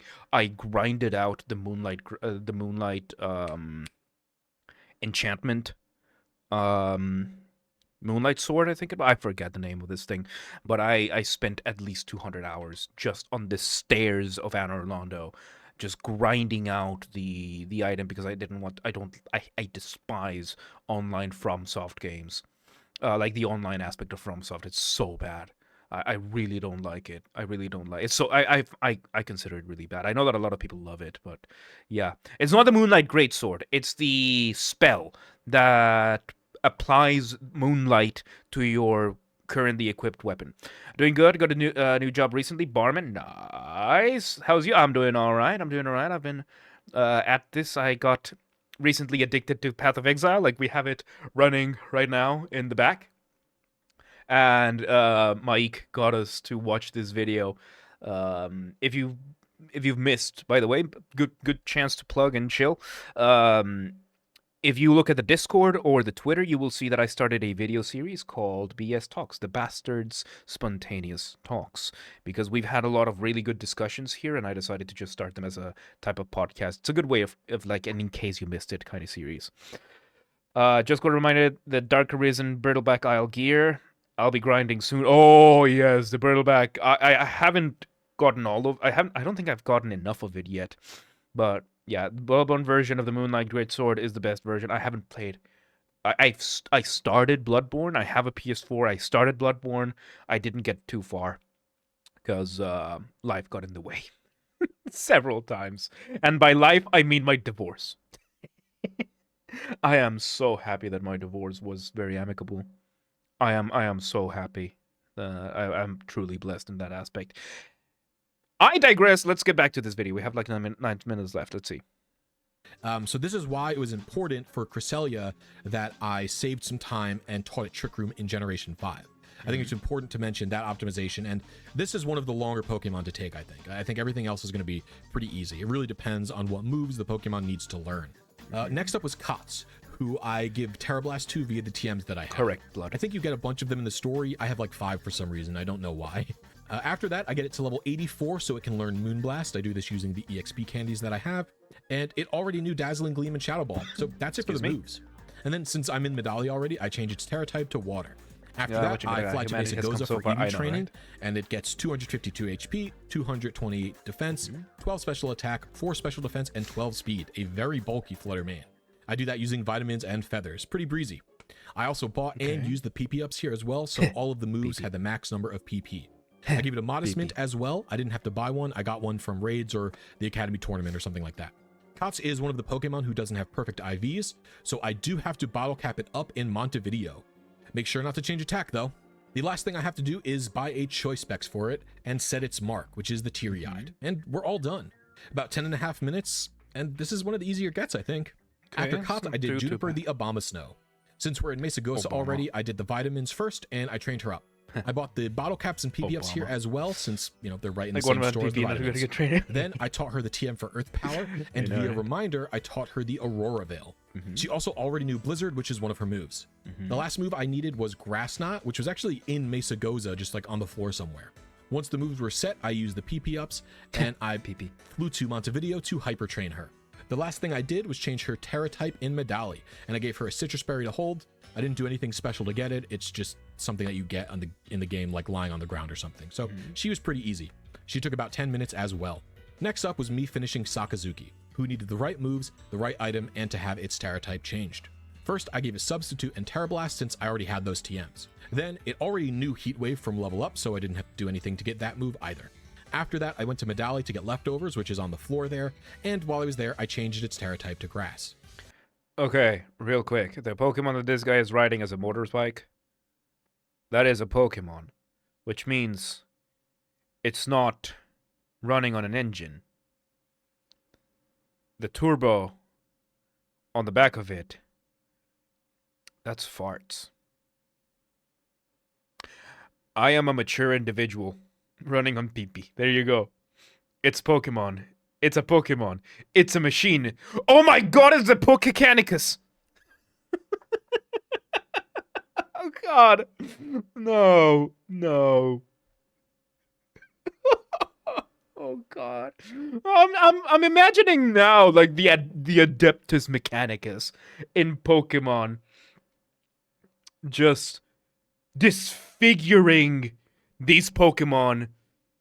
Like, these are not naturally occurring Pokemon, and it would explain why there's just suddenly more Pokemon coming out, and oh my god. I dare you to play Pokemon Infinite Fusion. I'm scared now. Let's just keep watching the video.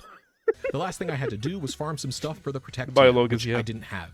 I KO'd some Vivian for Scatterbug String, and then a single Lechonk for the hair. Yeah, these are farts. This crafting system is kind of creepy and kind of crappy. I really don't like it. I understand Pokemon wants a post-game loop where you can go around and do stuff. That's why they've pivoted away from doing the single-player Battle Frontier experience to, like, multiplayer raid experience where you're, like, farming TMs and meeting up in the Poke Portal and going around catching Pokemon together. But I have to say, I do... There's also the fact, I'm not apologizing for interrupting. There's also the fact that if you play multiplayer, you increase the chance. Like, if you're going to play Pokemon multiplayer, that means you're going to want your friends to play with you, which means there's more incentive for more people to get more copies. It's a no-brainer for a corporation. Like, nowadays, it is the counterculture to try and make a single-player experience that is focused on single-player. That is that simple. There are paradox Pokemon that are machines in form of different Pokemons. There are also paradox Pokemon that shows them in an ancient form. Primal, I did not want to be right. That's why co-op games are booming right now. Like, that's why almost every multiplayer game is gonna have a party function. Because what better drive for sales than peer pressure, than FOMO, than just the, hey, bro, let's jump in and let's do a couple rounds. Way cheaper than booze, long term. Way healthier than booze, long term. And if you have booze on top of that, way more fun that way, I guess. I don't even drink, so I don't know. Let's continue. Do not like it. Most people, I think, do raids Cheaper solo, than booze? Yeah. and you're just gonna go around using Let's Go mode, mashing buttons to get the ingredients. You also didn't drink? There you go. I really wish that TMs were just like not consumable again. In Sword and Shield, That just it was expands a the bit better. market You naturally, Got so yeah. many TRs from raids, it really wasn't a problem. But here, really, I don't often have a lot of the ingredients for the TMs that I need. It kind of sucks. Okay. Games and no booze means no bitches. Which one is the determining factor there? The presence of games or the absence of booze? And I'm sorry. I'm not sorry. I don't know why I don't know why I'm sorry is such a common thing to say. I don't want bitches. I want a wife. Oh, because booze. I don't know about y'all, but I want a wife. I want somebody that I can be one with. And I've angered. No, you have not angered me. No, but it is funny. I did find it funny. I refuse to partake in alcohol. I want a wife as well. Yeah, I don't know. I'm one of the weird counterculture guys now that just wants a stable relationship with a woman. One woman. For the rest of my life. Let's not get into that. We have a video to finish. Once the moves were all set up, I did the PP ups and we can move along. PP. Sakazuki took about 12 minutes, a bit longer than usual, probably because of the ingredients I needed, but not so bad. After Sakazuki was Dana. She actually already had 3 of the 4 moves I needed already, and I just leveled her up to 72 to get Lunar Blessing, which is Cresselia's new signature move. Then I changed her Terra type to water, Signature and move? flew to Mesa Gozo to train her and buy some items. Fuck is I got this her Rocky wrestling? helmet there, and trained her to the max with vitamins, feathers, and PP ups. She took about 10 minutes, really easy. Booyah, my Iron Hands, was the final member up, and it took the longest for a few silly reasons. First up was the moves, and it learns Fake Out, Wild Charge, and Heavy Slam all by level up. And it could already learn them all, which is great. I didn't even have to, give it more levels. But the last move was Drain Punch. I spent about 7 minutes looking for Krogunk because I needed Krogunk Slime or whatever to craft the TM. But after the 7 minutes, I was like, wait, do I have this TM? And I did, so I wasted a bunch of time there. Whoops. Nice. Well, once that was done, I trained it up with vitamins and I spammed PP ups as necessary. PP. I also had to change its nature with the mint to adamant. And after a quick stop to Medali to change its grass Terra type, I went to Montevideo to patch up its IVs with bottle caps. I already had an assault vest, so we're about done Bottle here. caps, It took okay. 15 minutes to train, but I decided to spend another 15 minutes doing the Academy tournament so I could have a ribbon for Booyah like everyone else. Jesus. Doing the tournament gives it the Paldea Champion ribbon. So Okay. Booyah in total took about 31 minutes. You could cut 15 of those out if you don't want to count the ribbon, but I'm keeping it. So Booyah took the longest by far, even if you don't count the ribbon thing. Okay, so I see the point of him wanting to do the shinies and doing the ribbons and everything like that. Because I'm remembering, because these are not something that, I mean, you can cheat into the game if you do this that way. But In early multiplayer games, we're talking Call of Duty 4, Modern Warfare 1 and 2, Black Ops, all these games, and Halo and whatnot. There were certain items that you could only get if you were dedicated and badass enough to get. Like, I think the current Call of Duty has one of those right now, that if you see somebody with that, you know this person has put in the time. Like, that's not something you can just buy. And that symbol of status does carry the psychological intimidation. Like, you can intimidate somebody just by showing up with this, and the person knowing, like, oh shit, this guy did it legit. They did the legit process, knows what he's doing. So I do see the point. Considering everything else, I don't know if it's worth it. And with that, the team is done. So all in all, training took me 1 hour and 42 minutes, which is not that bad, but it's really not great. It's still time. This is everything though. Typically in older games, EV training would take an hour or two or something like that. But getting the PP ups and PP maxes would take hours and like multiple games. Same with the bottle caps and everything. Just being able to buy things here makes everything nice. Really, the only thing in Scarlet and Violet I think they took a big step back on was the TMs. To me, this is such a huge blunder. I really wish they weren't consumable. I really wish I didn't have to go and KO Pokemon to get all the ingredients. It's really frustrating and such a huge step back. It's honestly the only reason anything took longer than 10 minutes. That's like actually the truth. Everything that took longer than 10 minutes involved me needing to go out and get a TM. Makes sense. So yeah. I'm really not happy with that. But what's the total time here? In total, everything took 17 hours and 36 minutes if you don't count the shiny hunt for Cots. Not just that, 17 hours and 36 minutes of in-game time. Let's say for every hour there was 2 more hours of prep time. So that's another 2 sets of 17 hours. That's what? 34, 40 hours. That's an entire week of work. Full-time job week of work, no lunch breaks. If you count the shiny hunt, no breaks. That's another 6 hours on top of that. So that would be like 24 hours, which is still really not that bad. But it's only not bad if this is what you like doing. The big disconnect people have is that being skilled Fuck, that's a good point. You need finished game to unlock the legendaries in most cases. So on top of this, there's the what? How many hours does it take to complete to finish a Pokemon game? Because I remember Pokemon X, it took me like 60 hours to finish.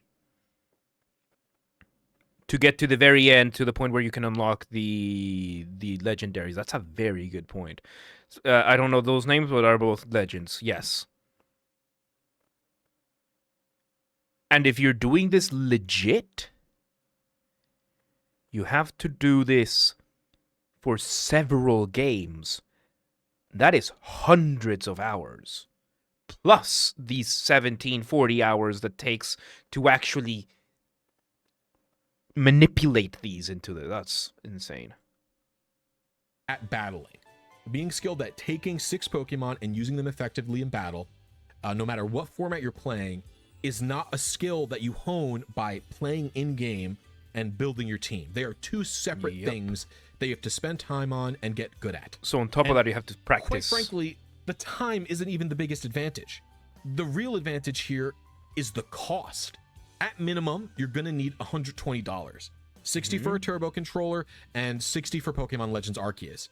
And if you want Urshifu, one of the best Pokemon in the metagame, that's another $90, okay? What? You cannot discount the cost of the DLC. It's always $30.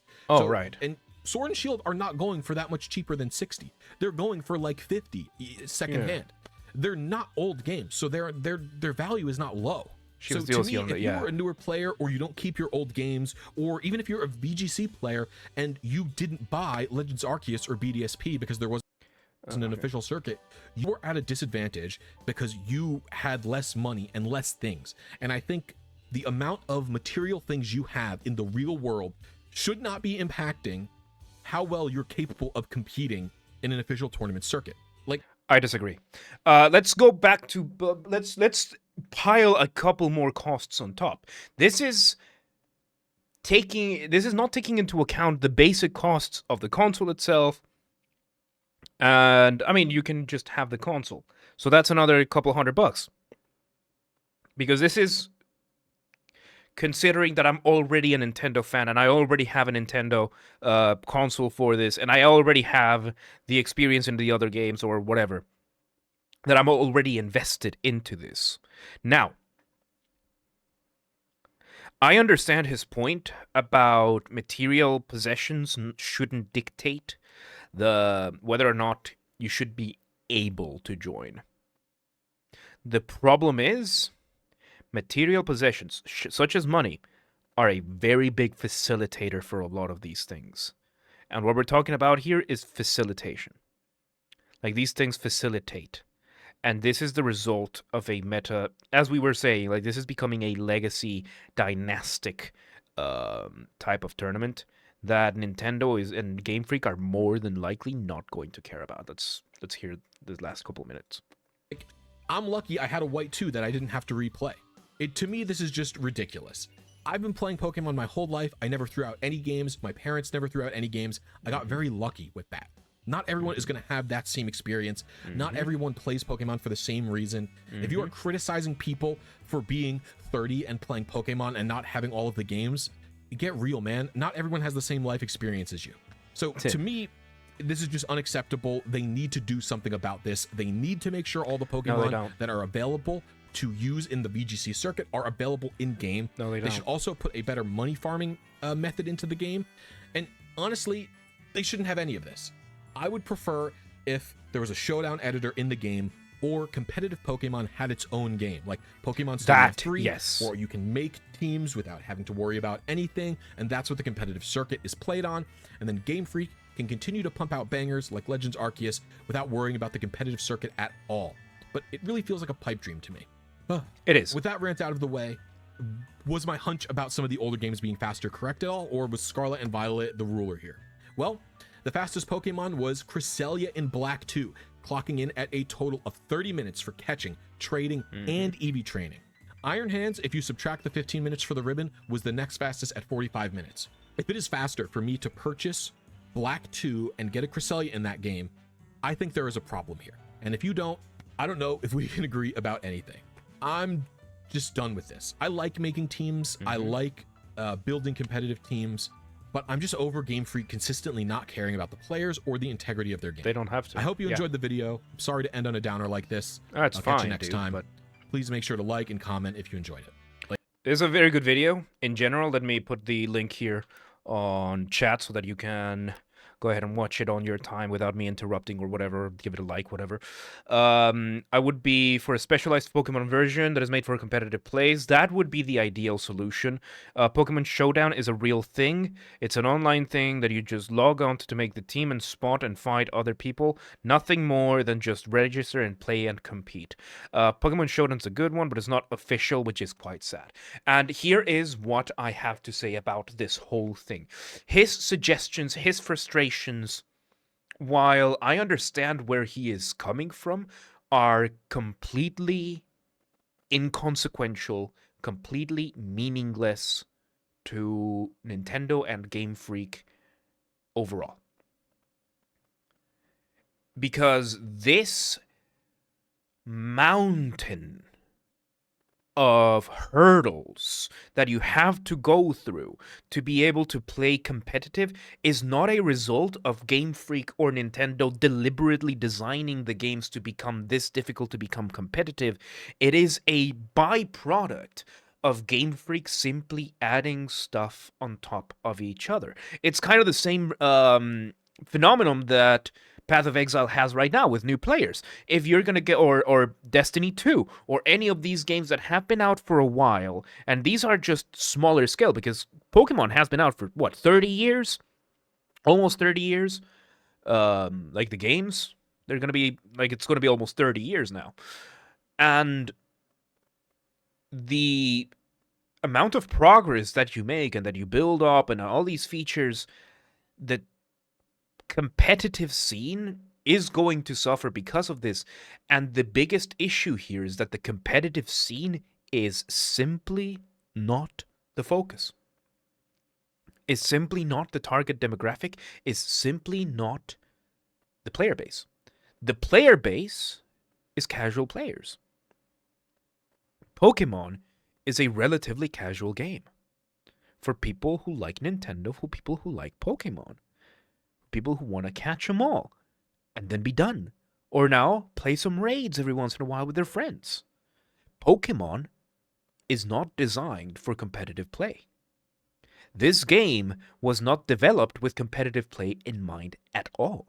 The competitive scene has figured out the competition within all this unbelievably convoluted and complex set of systems that have been added one on top of the other, on top of the other, on top of the other.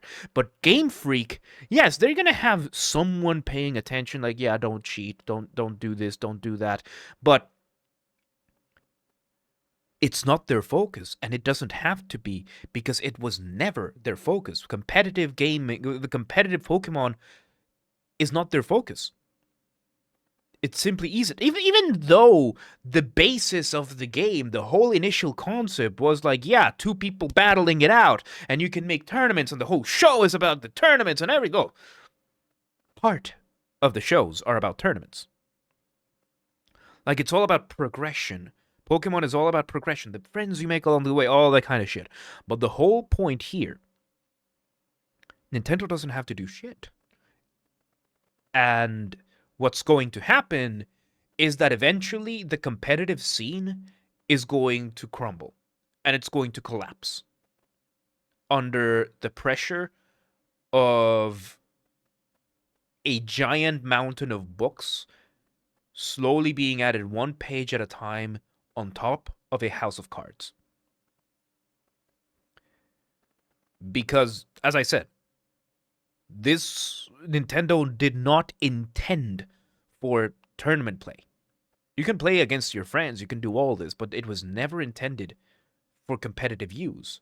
And at this point, Nintendo is way too deep into this mess to effectively change it. Now, a Pokemon Showdown type game, a competitive version of Pokemon, would be pretty cool, but the problem is, what happens when you add a cool ability into one of the games and not this game? The hardcore players that want the competitive scene, there's going to be a divide, and the competitive scene is going to shrink, and the competitive scene is going to shrink, and the competitive scene is going to continue shrinking. It's an impossible situation, and Nintendo has no incentive to fix it. There is no incentive, because if the competitive players stop playing, that's what? 0.05% of their player base? If that? 0.5% of their player base? That is easily going to be offset by their new marketing and their new market model, or by their new business model, which is raids, multiplayer. You and your friends play together against the game. Pokemon overwhelmingly is PvE. And you play with your friends to defeat the PvE. To play PvE. PvP is a very minor aspect of Pokemon.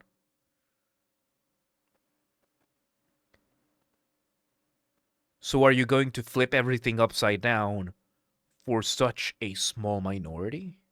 No. Nintendo has no obligation, no need, no incentive, and no motivation, no motive for this. Because if the Pokemon competitive scene goes away, it's going to be a sad day for Pokemon competitors. That much prep for Pokemon. Yeah, like, it's a lot of prep. Like, it's a lot of work, and it's because of how much, because as I said, how much things have been adding up over the years with Pokemon, because they never bothered to make that, and it is sad. It is sad to an extent. I understand. I understand, but yeah, it's sad because if you think about it, in older games, you was fighting other players, which made it PvP of a sort, but it was always PvE. And I understand your point because it kind of feels a bit paradoxical in that sense, or a bit contradictory, that why would a game that the whole point is that you're fighting other trainers not focus on you playing against other players? My guess would be because at the time the games came out and were becoming popular, playing against other players was not as feasible as it is now. If Pokemon had come out now, or in the past 10 years, oh, it would be as big enough, if not bigger, than Dota, League of Legends, Counter-Strike, all this stuff. Especially considering that it's a turn-based PvP game. Like, it would be so much different, and the mechanics would be made with that into account. But the first 15 years of Pokemon didn't take PvP as a serious consideration. It wasn't a defining factor. It might have been a factor after the first 10, 12 years. It is a factor now, but now is too late. And you're not going to remake an entire series for such a small minority of the players. I think the Pokemon competitive scene is simply going to collapse over the next 5 years. Because the barrier of entry is so ridiculously high, not by it's either going to collapse or they're going to start allowing the hacks and the cheats, so that more people can join, and that's going to make the whole thing collapse under a whole different set of reasons. Yeah, it's the old way of thinking. It worked before, so why change it? It's not just that; it's that they are making changes to Pokemon, and they have been making changes, and they have been adding stuff to Pokemon, but they are trying to appeal to their market, to their player base, to the player base that they already have, and to potential new players. Competitive Pokemon players are not that. And it sucks. Because they are probably the most passionate people. The ones who care about Pokemon the most. And that love it the most. To the point that they will come up with an entire industry, with an entire set of industries, to try and make it viable so that people can play competitively like they would have in the show.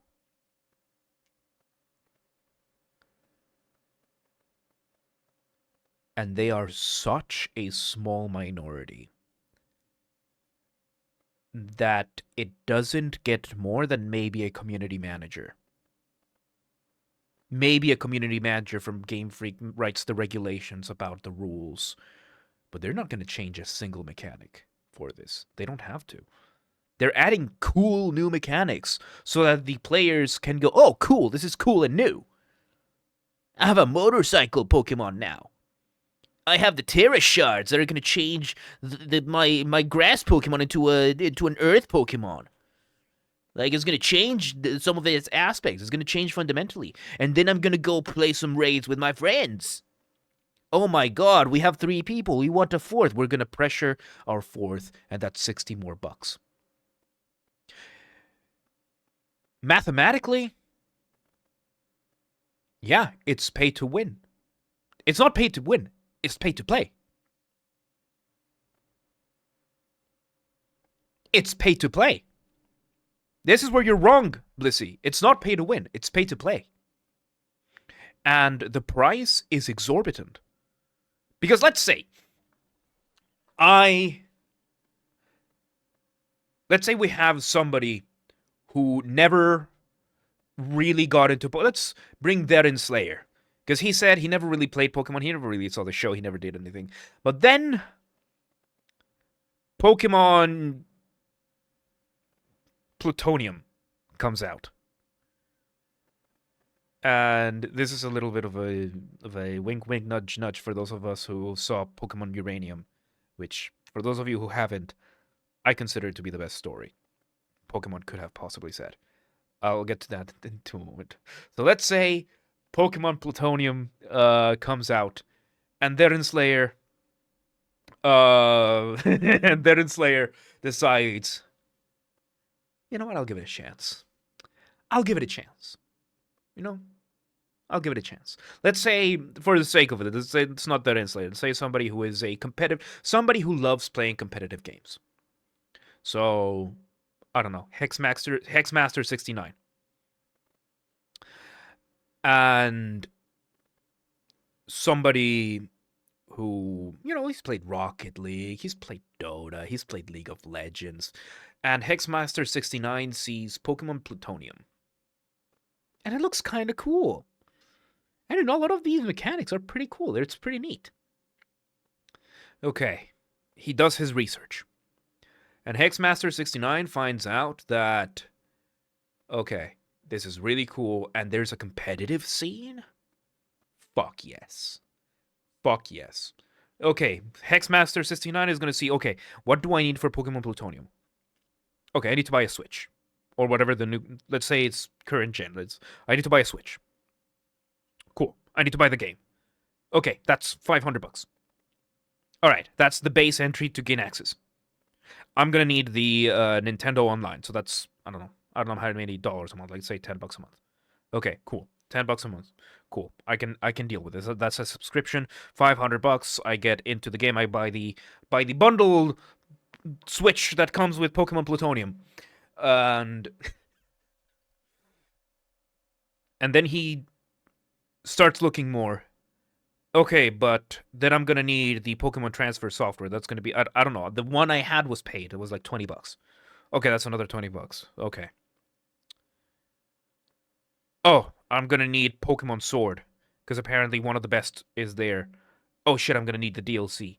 Oh shit, I'm gonna need to play and complete all of them. Like that's just gonna slowly add up. Oh shit, I'm gonna need Pokemon Black.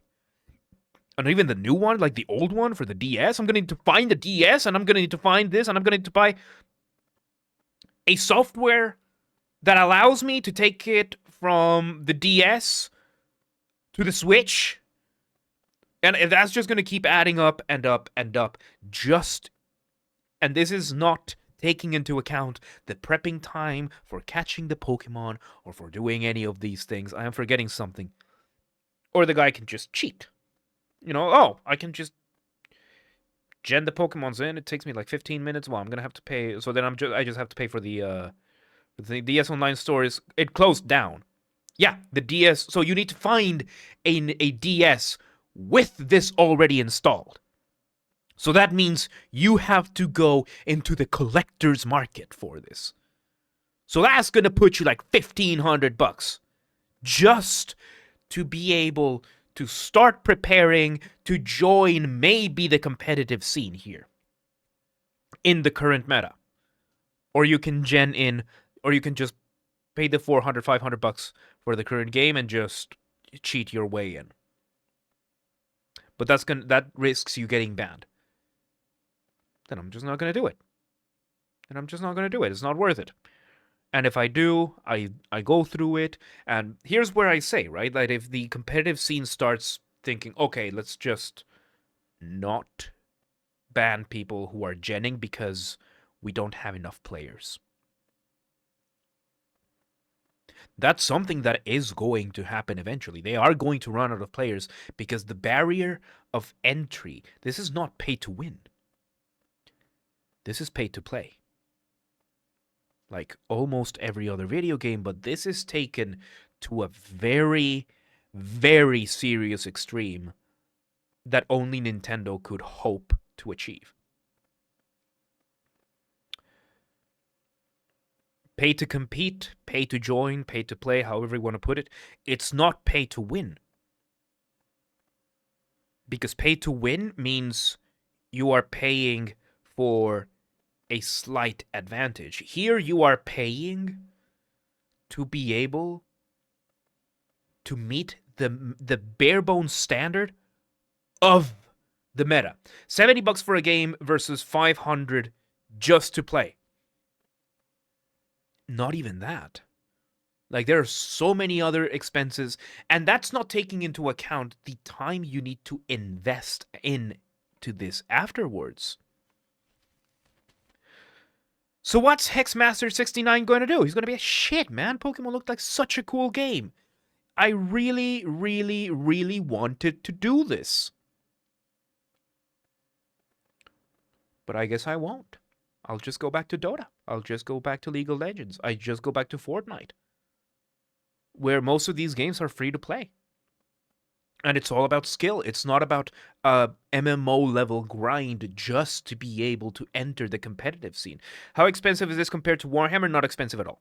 If you want to play Warhammer with official figurines, it's disgustingly expensive. That's why I have a 3D printer, and that's why we play with proxies. And we do not play. I do not play tournaments. I do not want to play tournaments.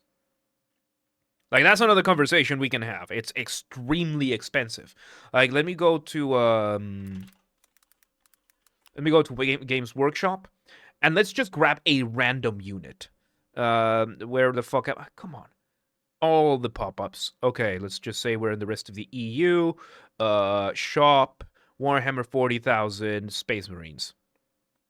Black Templars, because it's the first one. Okay.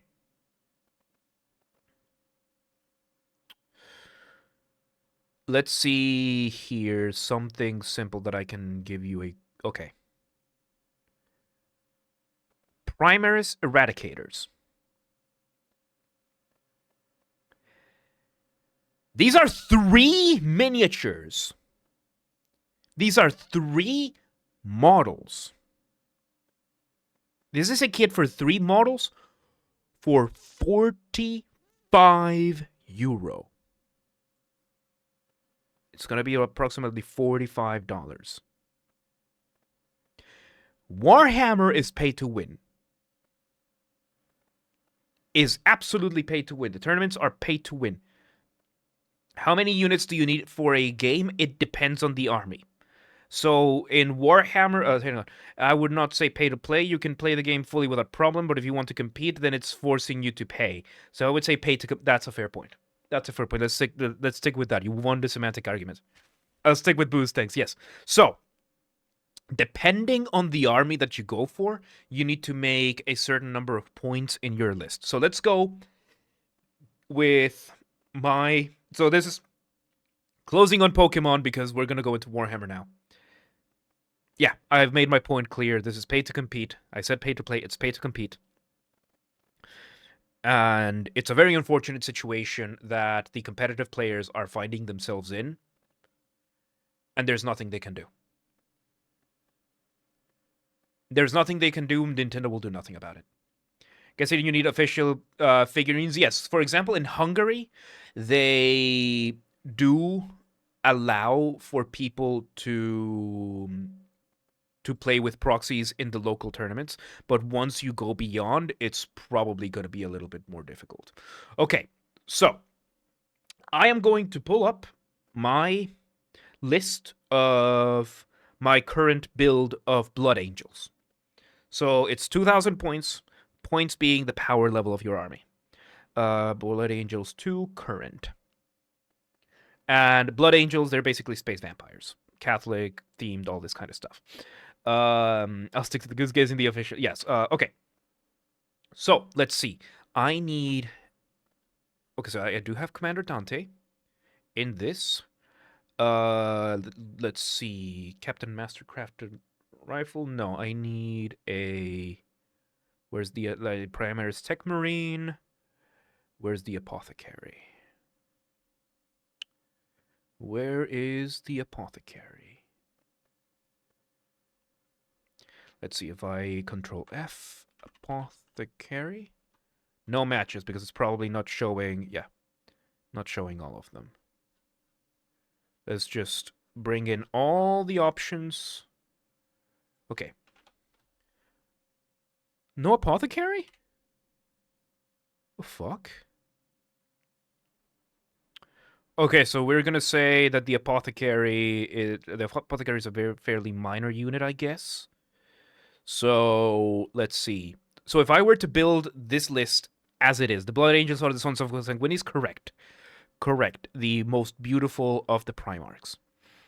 So let's say these are about the same price. So let's say let's go with the chaplain instead of the apothecary, just for the sake of this. So primary is Tech Marine, Commander Dante, Librarian Dreadnought, Assault Intercessor Squad, Assault Intercessors.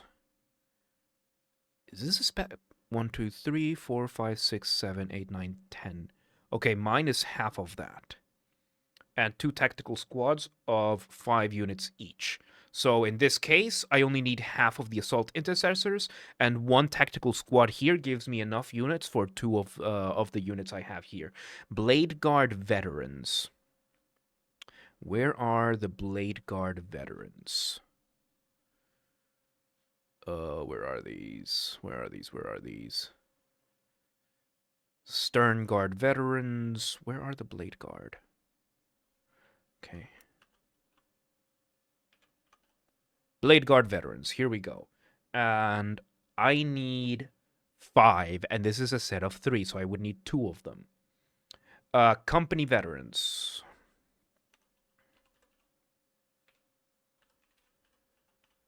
Company veterans. So I guess for the company veterans, we can just use a regular set of tactical squad. So we need to get another tactical squad for the company veterans. Because I'm not... Oh, let's see. Is the honor of the chapter... No. Veterans. Let's say company heroes instead of the company veterans. Let's see. Death Company Dreadnought. So that's going to be another Dreadnought. Death Company Dreadnought. Here we go. Sanguinary Ancient. Shit, where the fuck is going to be this? And I'm not apologizing for keeping you guys like this. We're trying to make a point here on how expensive Warhammer is. Sanguinary Ancient. Sanguinary Priest. Hang on. Ancient. Primary is Ancient. That's not the Sanguinary. So let's go with the Sanguinary Priest, because that's going to be the closest model. Sanguinary Priest. Sanguinary Guard.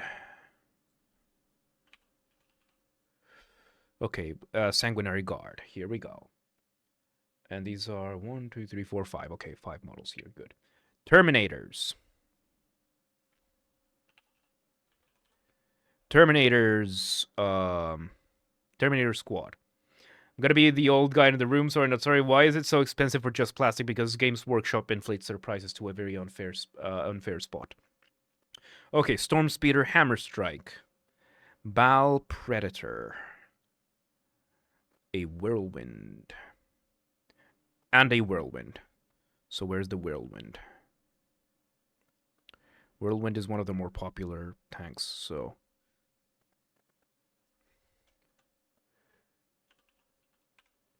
Whirlwind, here we go. Okay, so one of the things you need to understand about Warhammer is that Games Workshop is a bunch of greedy bastards.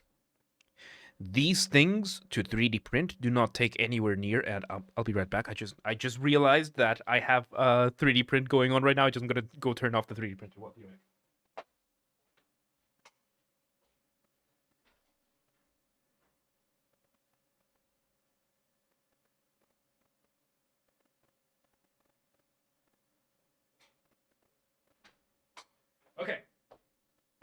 Okay, and it's simple as that. Games Workshop is a bunch of greedy assholes. Greedy bastards. Okay. On top of the army, we are going to need a copy of the rulebook and the codex. Where is... So let's go to get started back here. Codex, Space Marines. Let's go Codex, Space Marines. Codex, Blood Angels.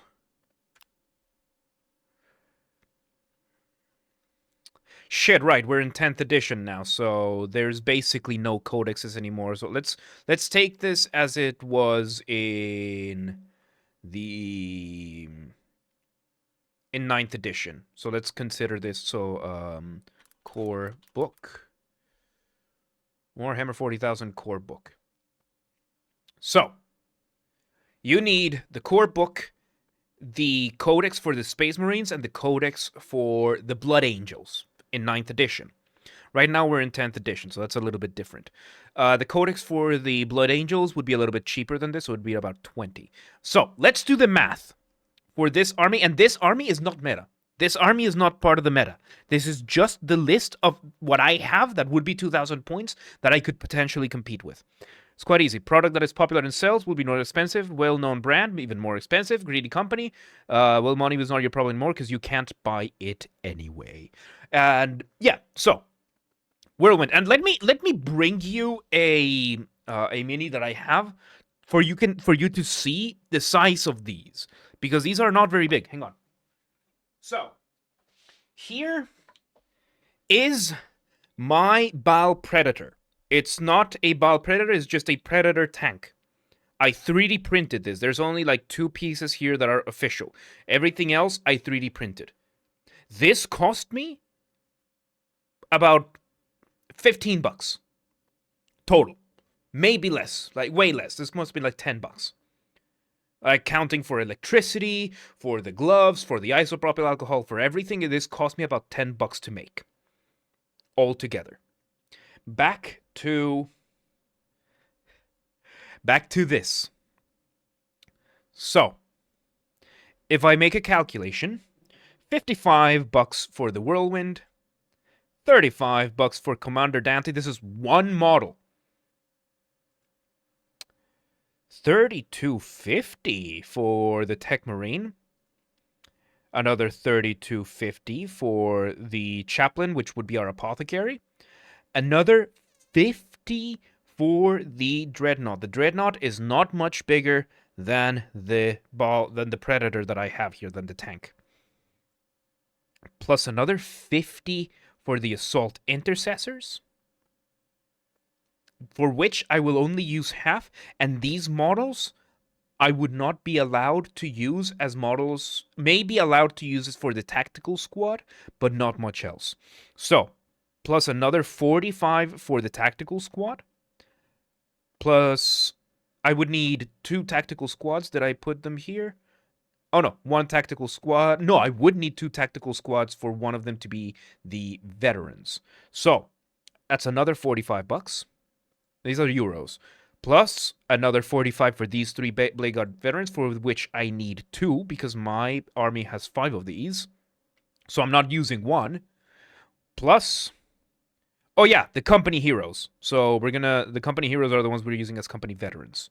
So 55 instead of 45 for these. So it's more expensive. Plus 50 bucks for the Dreadnought, for the Death Company Dreadnought. Plus 30 bucks for the Sanguinary Priest. Plus 45 bucks for the Sanguinary Guard. Plus 55 bucks for the Terminator Squad. Plus 60 bucks for the Stormspeeder Hammerstrike. Plus 55 bucks for this thing that cost me 10 bucks to make. And this is like a very marked up price already for the 10 bucks to make. This is the exact same model. I just 3D printed this one, and I had to do a bunch of shit, like prepping the files and everything. Plus, how much are the Lizardmen and Fantasy? No clue. Plus 55 bucks for the core rule book. This is like the main rules of the game. Plus 45 bucks for the Codex Space Marines book. Plus another 25 for the Codex for the Blood Angels. Plus the cost of the paint, which is going to be, let's say you get the Army Painters full set. I mean, for these guys, you'll mainly need red, black, gold, tones of white. So if you want to be very frugal with the paints, you're going to spend, let's say, 50 bucks in paint, plus 15 bucks for your set of brushes, plus, let's say you want to use a wet palette, so that's another 25 bucks. And the hobby knife and the pliers that you need, so that's going to be another like 25 bucks. So, if you buy everything official, shipping with this you would have free shipping, because Warhammer, they ship in orders over, I think, 50 bucks. Let's use an unpainted army that doesn't know if their traitor of the oil is. That's against the rules in the tournaments, sadly. For this, and this is one of the armies that uses less models. Like, if I wanted to do my Chaos Demons army, I would probably be getting twice as many models, which is about twice the price. Just for this army, the official price comes up to 980 euro. Just to buy the models for my current army, which are not meta. This is not meta. 980 euro. That's about $1,300. Just to buy the official models in an army. I have these models, and I 3D printed them all for about 150 bucks. Total. That's more than 2 months rent for me. Yeah, that is more than 2 months of rent for me. What about the game board? I mean, when it comes to there's no game board, but, you know, you get a, there's terrain features that you can get. I don't think Warhammer sells much in terms of terrain. I don't think they do. Like, that's usually stuff that hobby artists will sell. But if we go, let's say, to GameMat.eu, because I really like their stuff. I haven't bought anything from them, but I really, really want one of their tables. So yeah, let's say terrain. So pre-painted resin terrain, game mats, usually the standard is a 6x4, and let's say you're gonna get a G-board folding table. So if you want this to be in your house, that's another 200 euro for the table. If you want a folding table, it's probably going to be cheaper, but this one has the right measurements. Pre-painted terrain. So you could have, let's say the mats, like if you want to, like this is if you want fully immersive. So it's going to be another 70 euro. Plus 70 euro. Plus, you know, this is one piece. These are like, let's go for the modular combos. So let's go for the Gothic Ruins set. So that's 150 euro. The Chem Zone starter pack. So that's another 40 euro.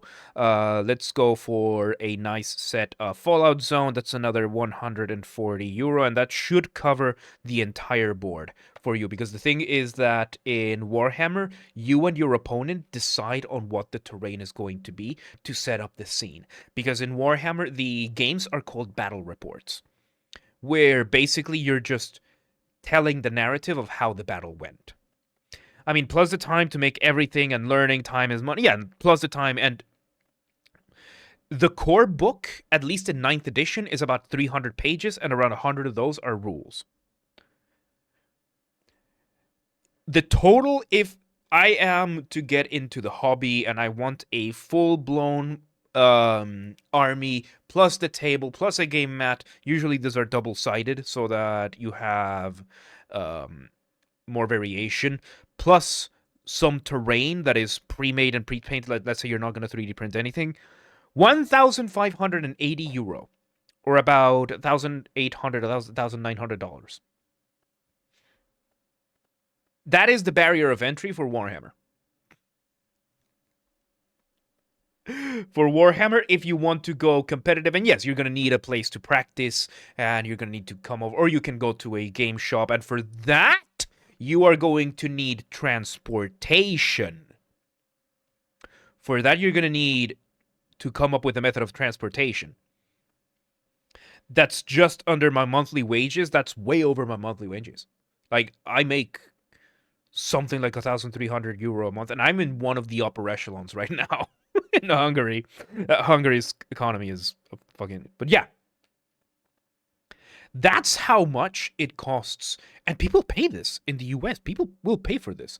Because the thing is, you don't have to get the whole army in one go, right? Like, you get a set of models here, a set of models there, and you just little by little build your army. If you're a competitive player, it's gonna probably be worth it because the prizes are like 10, 15, $50,000 for a tournament.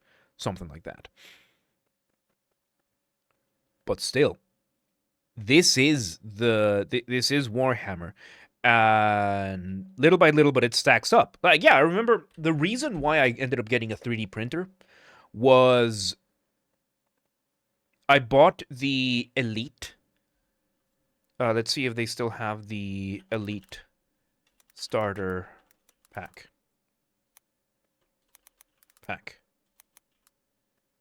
Oh, I think now it's okay. So let's go into get started. How it all works, choose your setting. Okay, they've changed the website, so start here, Warhammer 40,000. So let's see how much the... Okay, now it's called the starter set. Oh, because they change which factions there are, and because 10th edition is here, then they've changed it.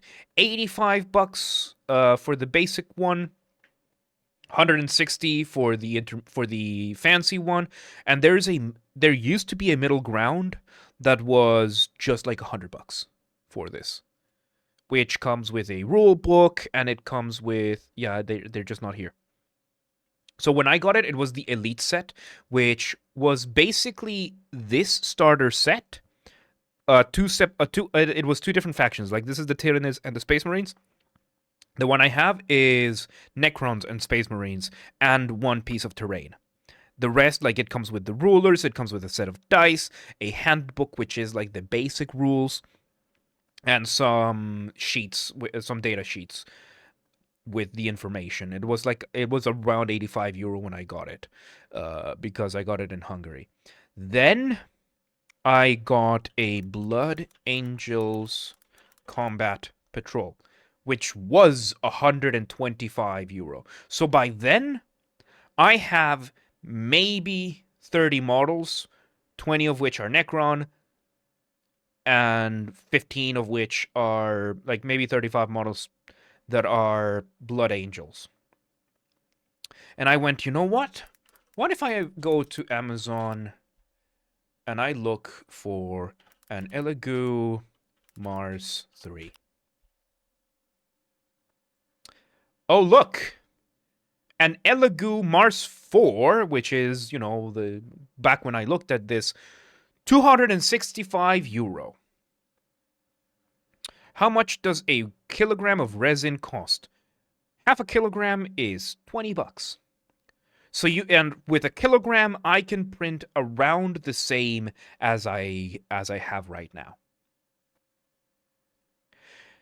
So for around the same price, I will have this machine, and then I will be able to print everything else, because then I look at any cubic resin, and a kilogram costs $25, and a kilogram gets me about up to a third, maybe half of the army that I want.